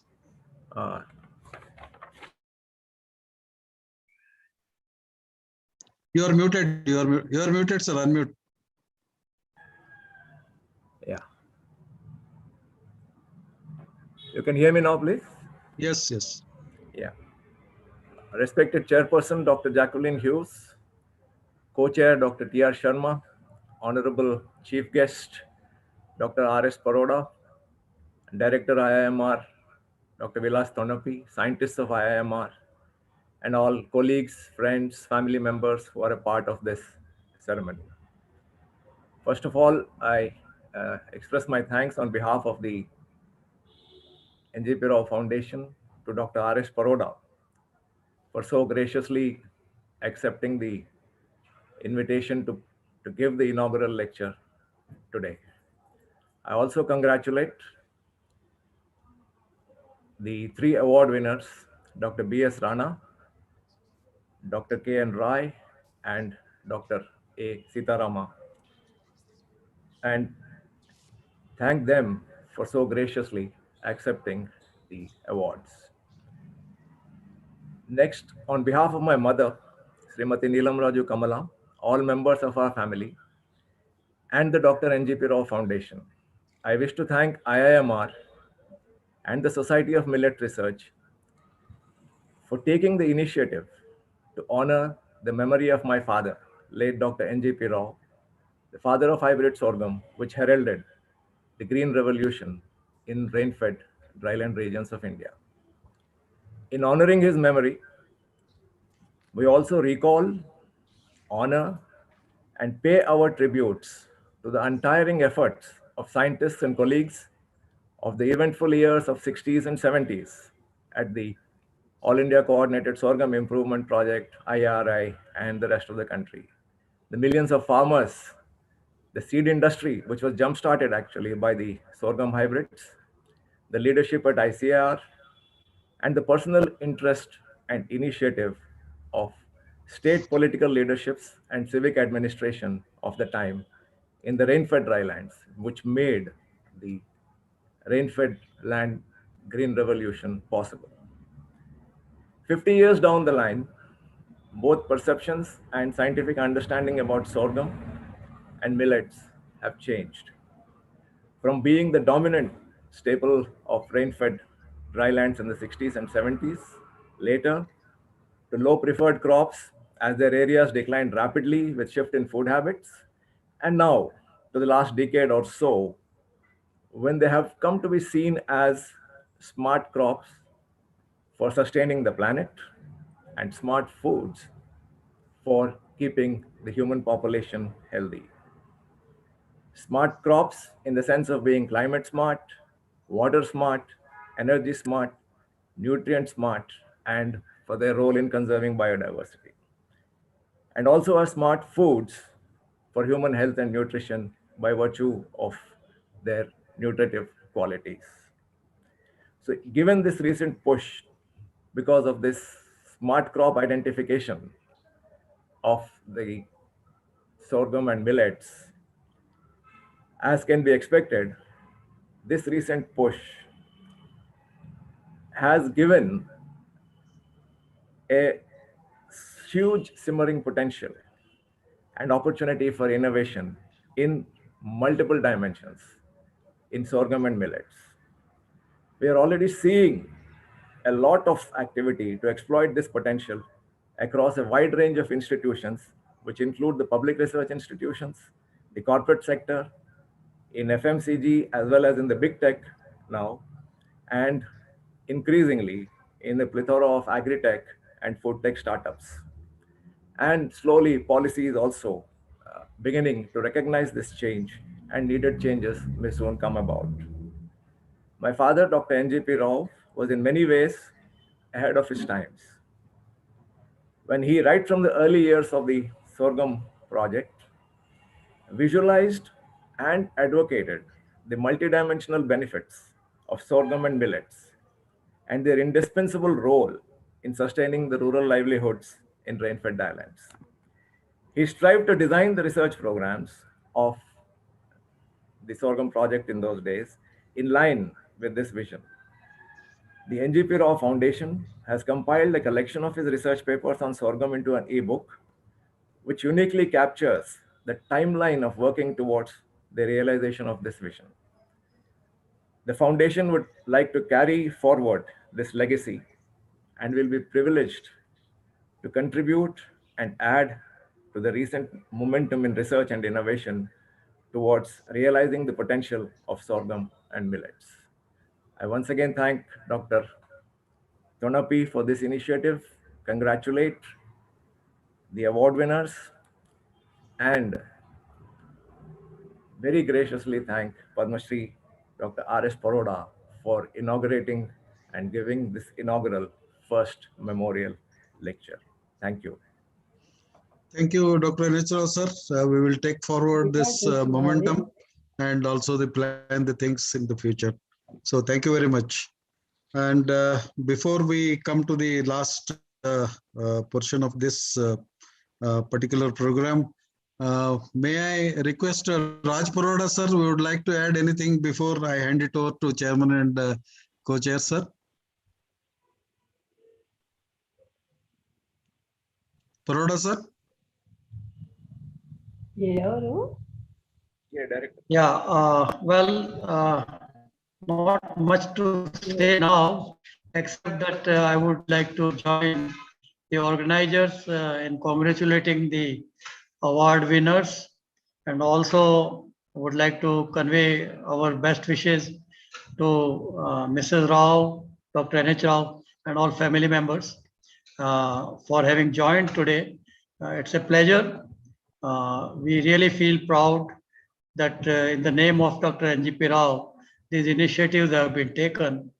I'm sure this foundation would continue doing much more in terms of reaching the end users, in terms of benefits of new innovation in the area of millet research. I would like to thank the organizers personally, to you, Dr. Tonapi, for having asked me to participate. I considered it my privilege, because in the name of Dr. NGP Rao, anything that can be done is not enough. The way he contributed and my association with him all through till his retirement and later had been very, very, intimate and very close. Rarely you get such people, and such in occasions do give a kind of feeling among the youngsters that much can be achieved, and they can be the torch bearers, and certainly the way he mentored people is amazing. Very silent worker, very unassuming, down to earth, very affectionate, and would like to encourage his colleagues. These are rare qualities which I hope others would like to imbibe. And personally, I am a beneficiary of all that. So it had been a great pleasure participating and joining this event. Thank you very much. And thanks to Jackie Huge and also to Dr. T.R. Sharma and all other organizers for giving me this opportunity. Thank you, sir. Thank you very much. Now I hand it over to Dr. Jacqueline Hughes and T.R. Sharma, sir. Thank you very much. Let me start a co-chair, but let me start and then I'll hand over to my co-chair to wrap up. The remarks during this gathering have been so very illuminating, and they clearly highlight the important role of millets and sorghum moving to the International Year of Millets in 2023, particularly around food and nutrition security and ensuring smallholder farmers get a decent income and livelihoods under their adverse conditions. So as we were working towards the UN Food Systems Summit, I kept hearing forgotten crops. And these were the sorghum and millet and many more, and cover the entire spectrum of food and industrial uses. But I kept telling the people in the various workshops that they might be forgotten crops to some, but for others, they're their everyday business. And these crops, to me, make use of the local agricultural biodiversity to provide us with nutritious and sustainable diets. Dr. Paroda mentioned those. They also contribute to diversity and minimize risk in our cropping systems, helping also to mitigate the problems of monoculture that we often see in those big three. So from the NGP Rao Awards, the three awardees, congratulations to Dr. Banwar Singh Rana, Dr. Anada Sitaram, and Dr. Kedar Nath Rai. It was truly well deserved, and I'm humbled by the amount of work that you've all put into developing these crops. I've also taken into account the comments of the guests of honor, Drs. Kumar and Dr. Rao, because it set the scene and helped point us in the right direction. Dr. Tonapi, thank you for letting me speak at this point, and thank you to IIMR for this wonderful opportunity. I did take a few notes, and forgive me because it's quite difficult to read. I was scribbling too much, but we heard from Dr. Paroda, amongst many other things, the importance of teamwork. We're honoring the breeders generally. And as Dr. Rai said just now, it's always part of a bigger team. And that leads to the success. And what came to my mind was the need for all of us to focus on these product profiles, know what you're breeding for, whom you are breeding for, and then your experience will tell us how to do it. We were hearing about food security and the green revolution, so very important. Now, however, it's nutritional security that's driving us. We heard about biofortified crops from Dr. Paroda. I'd just like to add that we need to make sure that the biofortified components are bioavailable, whether to us, the humans, or to the animals. When we make sure that food is available, it has to be affordable. That's critical. Otherwise, we can have a glut and the people in need can't eat. I was glad that we touched on the environment and making gray areas green. That's definitely our focus. And when we talked about all those recipes and products that were on one of Dr. Paroda's slides, I could only think of IIMR, as well as our own cafeteria, but IIMR has these products which are so on point. The decline in area versus productivity brought to my mind inputs, seed, and other inputs. Listening to Dr. Paroda, I also wanted to thank him for helping us as an international center focus on the needs of India and globally in different areas. And as I tried to summarize in my mind from an international perspective and headquartered in India, the global versus local, what important steps are necessary? Dr. Paroda was very bulleted, good points, which we've taken in, as Arvind Kumar has said. But from what I'm seeing is that we've got to take the discussion with IIMR ourselves and more broadly from the current supply side push to a demand pull. We need to increase yields or breed resistance for biotic and abiotic stresses. Absolutely critical, but it's not enough. Farmers, consumers, and industry have to be factored in as well. And the research priorities of any national agricultural research system and our partners, industry players, research organizations, we've got to engage with the stakeholders to determine the future direction based on the guidance that we receive today. Private industry and government have to work together and invest in the value chain or value web for these cereals, because unlike rice, wheat, and maize, the value chains for these crops is less developed, or I would even say underdeveloped in Africa. So this is where entrepreneurs and startups can have such an important role using technology to leapfrog the constraints that we see in the current chains. That way we'll get the sorghum and millets to be better than quinoa, more accepted, more wanted.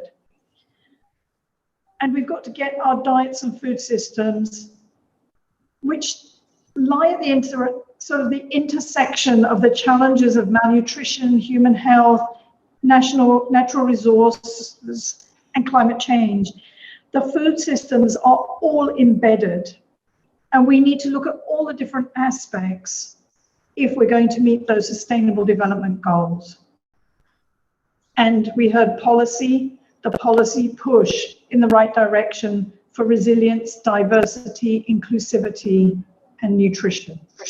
So my last statement, sorghum and millets, thanks to the directions in which Dr. NGP Rao pointed us and the awardees have pushed us, sorghum and millet can be the future-proof crops for resilient and healthy ecosystems which the planet urgently needs. Dr. Tonapi, thank you for the opportunity, and now passing on to my co-chair. Thank you. Thank you, madam. Thank you very much. Thank you so much for your time and guidance for this program. Sharma sir.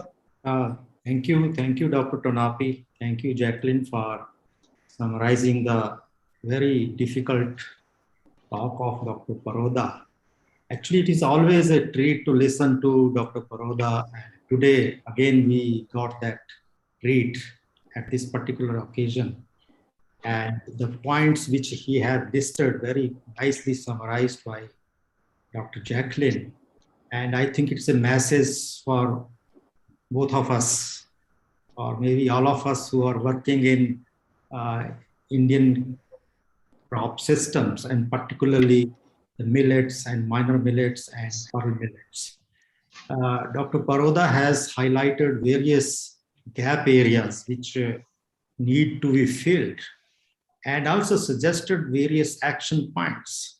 Before I come to those action points and what we are doing here, I would like to place on a record my sincere thanks to Dr. NGP Rao family, particularly Mrs. NGP Rao, who could join today this particular, and also the awardee, three awardee, Dr. Banwar Singh Rana, Dr. Anand Sitaram, Dr. Kedarnath Rai.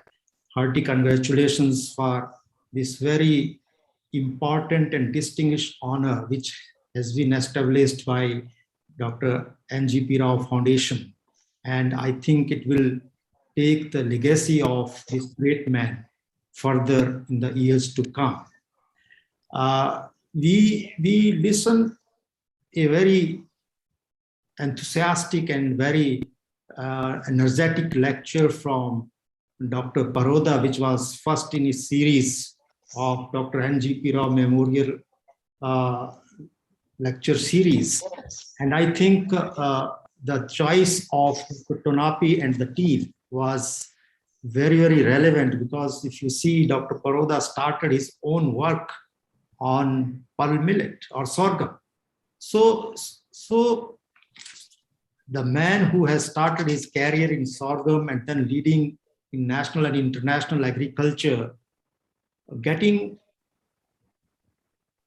some way forward in these particular crops from his mouth is always a particular, what you call, a lesson to us, which we should try to bridge. And he very nicely pointed out various key points which Dr. Jacqueline has already summarized, but I would like to say that one of the important points which he made on utilization of germplasm resources and in sorghum breeding, not only in sorghum but in other crops also. Sir, let me inform you and the gathering sitting here that when I joined here as Deputy Director General Crop Sciences around a year and a half back, and had detailed discussion with BG Dr. Mahapatra, and we found that in none of the crops except wheat, some of the pulses and rice, pre-breeding is being done. So we made a point and started making programs on directed pre-breeding involving wild species and local rank races of all the crops.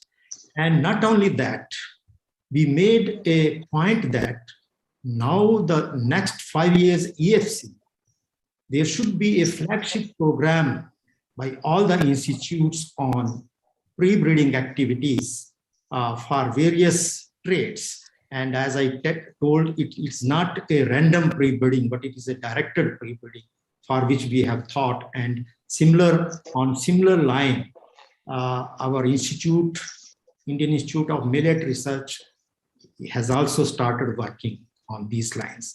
Because while sitting on these committees, when you refer to the Central Varietal Release Committee, I also chair these committees and also now varietal identification committees. It was very disappointing to see that most of the lines which our breeders were developing were not surpassing the national and local checks in terms of yield and other traits. And we found a very serious gap, the serious gap in terms of enlarging genetic base of our material, which we are involving in our varietal development program. And we found that again and again, our breeders are utilizing same parental lines to develop crosses. So we made a point that specific parental lines has to be selected during AICRP meetings, and a given task is to be done by a particular center on those lines as far as breeding is concerned.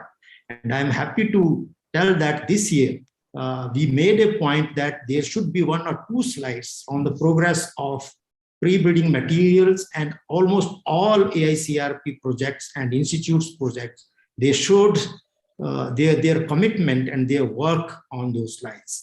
So rightly pointed out by our speaker, unless we tap the genetic resources and germplasm lines or genes scattered in wild species and land races, we have to accumulate all those genes in our varieties so that we can make some headway in this direction.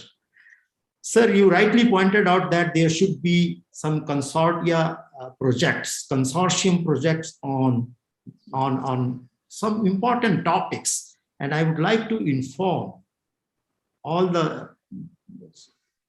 gathering sitting here that Dr. Paroda started a consortium project on hybrids, our hybrid crops, which was somehow stopped somewhere in 2004 and 5. But now again, we started and activated this project 3 years back, and there is a consortium research project on hybrids in different crops, including millets and pearl millet, across the institutions. It crosses boundaries, institutional boundaries, and also even different departmental boundaries. Similarly, we started a consortium research project on molecular breeding. And many molecular breeding, you see now 71 molecular, many molecular breeding derived varieties have already been released in many crops, including sorghum, chickpea, maize, rice, wheat, and also oilseeds. Another important project which we have started on consortium research project that is on biofortification. And you rightly pointed out that unless we eliminate nutritional security from this land, we would be failing in our duty as an agricultural scientist. And sir, in this, with the help of biofortification program and also Harvest Plus program, which was ended a few years back, we accumulated all those research efforts and funded from the council side. And that project is running on more than 15 institutions. And 71 biofortified varieties have already been released, which are enriched in zinc and also iron, and as well as protein, higher protein content. So such type of consortia approach are always important. And this biofortification project we are doing with not only with ICR, but also Ministry of Health, National Institute of Nutrition, and also NABI, National Agri-Food Biotechnology Institute, Department of Biotechnology Institute, where we would be studying bioavailability of all these micronutrients, whether these are bioavailable in human subject or not. Similarly, a new program which we are starting now, because this is an era of technology. Unless we have a platform to test our technology, it is very difficult. So from this 5-year plan, we have planned an AICRP on biotech crop with the total outlay of 25 crore, in which equal amount is being committed by Department of Biotechnology, Government of India, to do limited field trials on crops which are on varieties or lines which were developed through transgenics and also genome editing. So this is a very good initiative in which DBT and ICR has come together. And not only that, various advanced center, at least 5 advanced center on genome editing, we are establishing in the country along with the Department of Biotechnology, Government of India. It would be a co-funding with both the organization. And a new program which we started now in this particular EFC is a network project on emerging diseases and pests.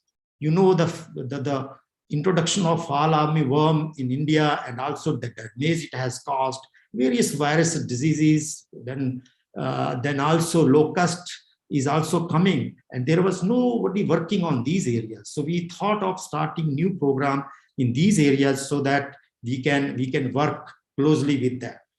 As far as this millet is concerned, very rightly pointed out by you, sir, and many areas for thought which we have given. But I would like to tell you that the initiative which our institute and government has taken on in celebrating International Years of Millet 2023, which was declared by UN, more than 16 ministries and departments are working.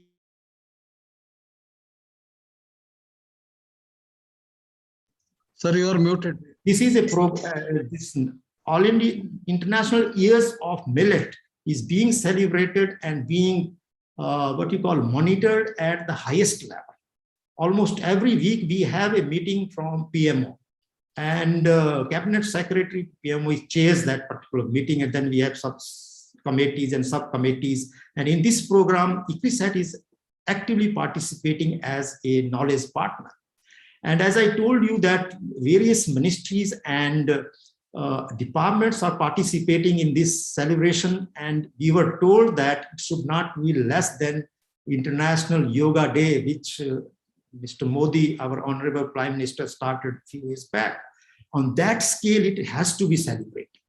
And secretary of all these 16 departments, 15, 16 departments, which includes Ministry of Agriculture, Research and Education, Department of Agriculture and Farmers Welfare, Ministry of External Affairs, Department of Food Processing, Department of Commerce, Department of Food and Public Distribution, Department of Women and Child Development, Department of Health and Family Welfare, FSSAI, Department of Rural Development, Department of Tourism, Ministry of Tribal Affairs, Department of Information and Broadcasting, Department of Higher Education, Department of School Education and Literacy, DONIER, then National Informatics Center, NIC, Ministry of Railways, and also Ministry of Civil Aviation. So all these 17 to 18 ministries, they all are participating in the celebration of this International Year of Millet. And we have planned that we would be making our Indian Institute of Millet Research as a international center for millet research and its education. And various programs are being planned by Dr. Tonapi and his team, along with ICAR team, and a nodal persons have been identified. And all these ministries are taking parts in different areas as per their expertise. For example, Ministry of Civil Aviation will be having pamphlet and seat jackets of all the flights, meals, millet meals in their snacks, advertisement and announcements of at airport and aircrafts. This is one of the examples I'm telling you. And similarly, midday meal program ministry has to start, and public distribution will become a part. So in totality, I would like to say that all the guidance which we are getting from our seniors like you and mentors like you, and the help of the government, I'm sure that in coming few years, millet will not remain as a coarse cereal or a food for poor, but it would be a very important diet, part of diet of Indian system and international. Sir, it was very heartening to note then when Secretary of Food in this particular meeting, when I was also attending this meeting, he told very clearly that millet is either utilized by the poor people, those who are growing it, or the high people of higher status, because it is very expensive. So we have to target the mid-income group of Indian population who can have purchasing power to buy these products which are coming out of millets. So therefore, we have to make millet as a part and parcel of our ongoing program. And at this particular occasion, I would like to say to my scientist colleague that it's a very important day today when we are meeting to celebrate the great NGP Rao Memorial Lecture Series and also under the aegis of what you call Society for Millet Research. We should not have some sort of complacency, which Dr. Paroda also emphasized, because we have achieved a lot.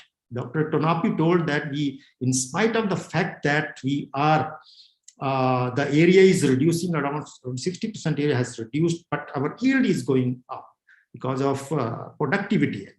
So we should not have complacency on our past achievement, but we should look for future challenges very intelligently, and we should prepare our programs to develop high-yielding varieties and hybrids resistant to global climate change, short duration with increased micronutrients and protein content, varieties amenable to mechanical harvesting or hybrid amenable to mechanical harvesting. Hence, we should speed up the whole process of fast varietal development program by using genomic assisted breeding, transgenics, and genome editing. We should also utilize the speed breeding and high throughput phenotyping platform to hasten the process of varietal development program, which otherwise takes 6 to 7 years. But if we use speed breeding platform, we can advance generation, we can take 2 to 3 or 3 to 4 generation depending upon crop in a year. So this is very, very important to take lessons from Dr. Paroda's lectures. And I would go further that we need to train human resource in new areas, because it's very difficult to now utilize the data which has generated from decoding of genomes, environmental data, or maybe soil data. So to accumulate all these types of data, we need experts in the areas of big data analysis or big data analytics. We need to use artificial intelligence and also Internet of Things to manage our crops, which is now not far away. And our new breed of scientists, they are very receptive to these new technologies. And I emphasize here that we have to train breed of scientists in these areas so that in future our breeding should be technology driven along with trade, which is very important for the welfare of the society and for the science. So with these few words, I would like to again thank Dr. Paroda for his very thoughtful action points and also guidance which he has given. We have made a note of all those points. And sir, not only this, we always talk off and on, and you are always worried about the Indian plant breeding programs, which we are equally worried, our DZ and myself, and we started pushing our breeders to go beyond what they are doing, and let us use all available approaches, latest approaches available in our hand to sharpen, to speed up, and to what you call scale up our whole breeding program. And value addition is very, very important. And I would like to request Dr. Tonapi to kindly invite Dr. Paroda personally at his institute so that he could see the type of work which our FPOs and also Bio Incubation Center is doing. More than 150 products and linking with family, these companies. So personally, sir, if you see those products and then the area which we have designated and inaugurated by Honorable Minister, this Bio Incubation Center at Indian Institute of Millet Research, it is a state-of-the-art facility which we have developed there. And I am sure that with more emphasis and with more money coming with the initiative of celebration of this International Year of Millet, along with our international partner ICRISAT, I am sure that we will be meeting all the targets, and we should always be coming to your expectations. So thank you very much, Dr. Tonapi. Thank you, Jacqueline, for giving me opportunity, and thank you all for giving me this opportunity to be here in this very important occasion of NGP Memorial Lecture Series. Thank you. Jai Hind. Thank you, sir. Thank you very much for your remarks and also the way forward, taking forward from the point Dr. Paroda sir's lecture till Dr. Sharma's remarks. So now we are coming to the last part of this very important program, NGP Rao Memorial Lecture and also NGP Rao Lifetime Achievement Award Ceremony. We are going for the vote of thanks to Dr. Hari Prasanna. Yeah. Yes, sir. Thank you. Respected Chairperson, Co-Chair, Chief Guest, awardees, guests of honor, and all the dignitaries who have participated on this virtual ceremony. After an impressive memorial lecture and award ceremony and the very grand event, I take this opportunity to propose the vote of thanks on behalf of Society for Millet Research and Indian Institute of Millet Research. First, we place on record our sincere thanks and profound gratitude to the chairperson of today's function, Dr. Jacqueline Hughes, DG CRISAT, who readily accepted our invitation and agreed to preside over the ceremony and spent more than half day with us in spite of being a Sunday. So that shows how the CRISAT values Dr. Rao's contribution to hybrid sorghum research and the real concern of CRISAT towards the sorghum and millets community and the smallholder farmers of dryland, and the zeal to work for them.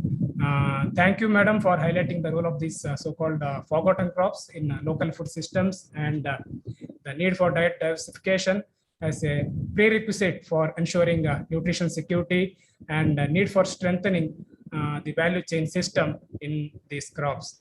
Thank you very much, Madam, for gracing this occasion and sharing your valuable views and providing suggestions for future research. Thank you. It is a proud privilege of society to have Padma Bhushan Dr. Raj S. Paroda as the chief guest for the award ceremony and the first Dr. NGP Rao Memorial Lecture. He readily agreed to our request for delivering the lecture on future of sorghum and millets, which is a daunting task, keeping in mind the challenges these crops face. Thank you very much, sir, for sparing your valuable time, giving your valuable and impactful insights, optimistic perspectives and the directions, and for listing the opportunities and the policy support required for future of these crops and future strategy for making the gray areas green. I'm sure the millets fraternity has greatly benefited by your thoughtful lecture and got inspired to gear up further to serve the cause of millets. Thank you very much, sir. Thanks are also due for dedication of IAMR crop work facility as NGP Rao Crop Improvement Center and conferment of Lifetime Achievement Awards on the 3 awardees. Thank you very much, sir. We thank Dr. T.R. Sharma, DDG Crop Science, ICR, and the co-chair of the session for sharing his insights and concerns for the millets and the action needed towards millets research, starting with the germplasm, pre-breeding, and need for bridging the yield gaps in the present interventions by ICR, and also highlighting the programs in the run-up for International Year of Millet. Thank you very much, sir, for your valuable guidance, and we are sure we will be taking further your aspirations and ambitions. Thank you for being part of this ceremony and giving your valuable sessions and constructive guidance. The society thanks the awardees, Dr. B.S. Rana, Dr. A. Sitaram, and Dr. K.N. Rai for readily accepting our invitation and making it convenient to attend the virtual ceremony. We also thank each one of them for sharing their views and future directions for the millets improvement and research in the country. We will be in touch with them for all future guidance. Thank you very much. Our special thanks to the guest of honor, Dr. Arvind Kumar, DDG CRISAT, for participating in this ceremony and sharing his ideas and views for millets, the research priorities, and the policy push required for these crops. Thank you very much, sir. We profusely thank Dr. N.H. Rao, Trustee, NGP Rao Foundation, Hyderabad, for his active participation and support in instituting this award and lecture ceremony, and showering the good wishes to the awardees and society, and highlighting the role of millets in the present food system, the research efforts, and the renewed policy interests required. So the generous contribution by the foundation towards the award is gratefully acknowledged by the society herewith. We also extend our sincere thanks to the members of Dr. NGP Rao's family who have joined us for this function. We thank Dr. Bhupen Dubey, CEO of Advanta, unfortunately who could not join today, who has sent his good wishes to today's program. In fact, we were fortunate to have him here at IAMR a few days back and interact with his team on the sorghum and millet research. Thanks for the generous contribution also to the society by the Advanta for the Dr. NGP Rao Memorial Lifetime Achievement Award. Thanks, Dr. Dubey. Thanks are also due to Dr. Rajendra Prasad, Honorable Vice Chancellor of US Bangalore, who again could not join us today, but he chaired the committee and nominated the names for this prestigious award. Thank you very much, sir, for your valuable contribution to the society's endeavor. I take this opportunity to thank other dignitaries who joined us today. I could see stalwarts, Professor R.B. Singh, Dr. Bagmal, Dr. S.K. Vassal, and many former vice chancellors, DDGs and ADGs from ICR headquarters, directors from various ICR institutes, project coordinator Pearl Millet, then former directors, former project coordinators, retired scientists, scientists from ACRP centers, from voluntary centers, many scientists from other ICR institutes, ICRISAT, and other CG systems, and private sector, my own colleagues from IAMR, and everyone who joined this online platform and made this event a grand show. At a point, we had nearly 300 members on this platform. So the society is grateful to each one of you for making it convenient, though it is Sunday, to join this program. We thank Dr. Trilochan Mahapatra, Secretary DARE and DG ICR, for his consent and support for this ceremony. Unfortunately, he could not join us due to other prior commitments at IRA today, because Teachers' Day is being celebrated on a big way in IRA every year. Finally, I wish to thank the office bearers of the Society for Millet Research, who are directly or indirectly associated with today's function, and especially Dr. Vilas Tonapi, the General Secretary and Director of IAMR, who is the guiding spirit behind this endeavor and always leads from the front. So thank you, sir, for your motivation and trust and the aptitude to take everyone together on board. Thank you very much, sir. Finally, once again, I thank each one of you from the bottom of my heart for making this event a grand success. So thank you very much once again. Eat millets and stay healthy. Thank you. Thank you, sir. Thank you very much. Thank you, everybody. And we will meet on the next occasion. Thanks for your time. I think almost, sir, 2.5 hours we spent for this particular occasion. Thank you very much, sir. Thank you, everyone. Thank you, Dr. Tonapi. Thank you so much. Thank you. Thank you. Heartiest congratulations to all the awardees.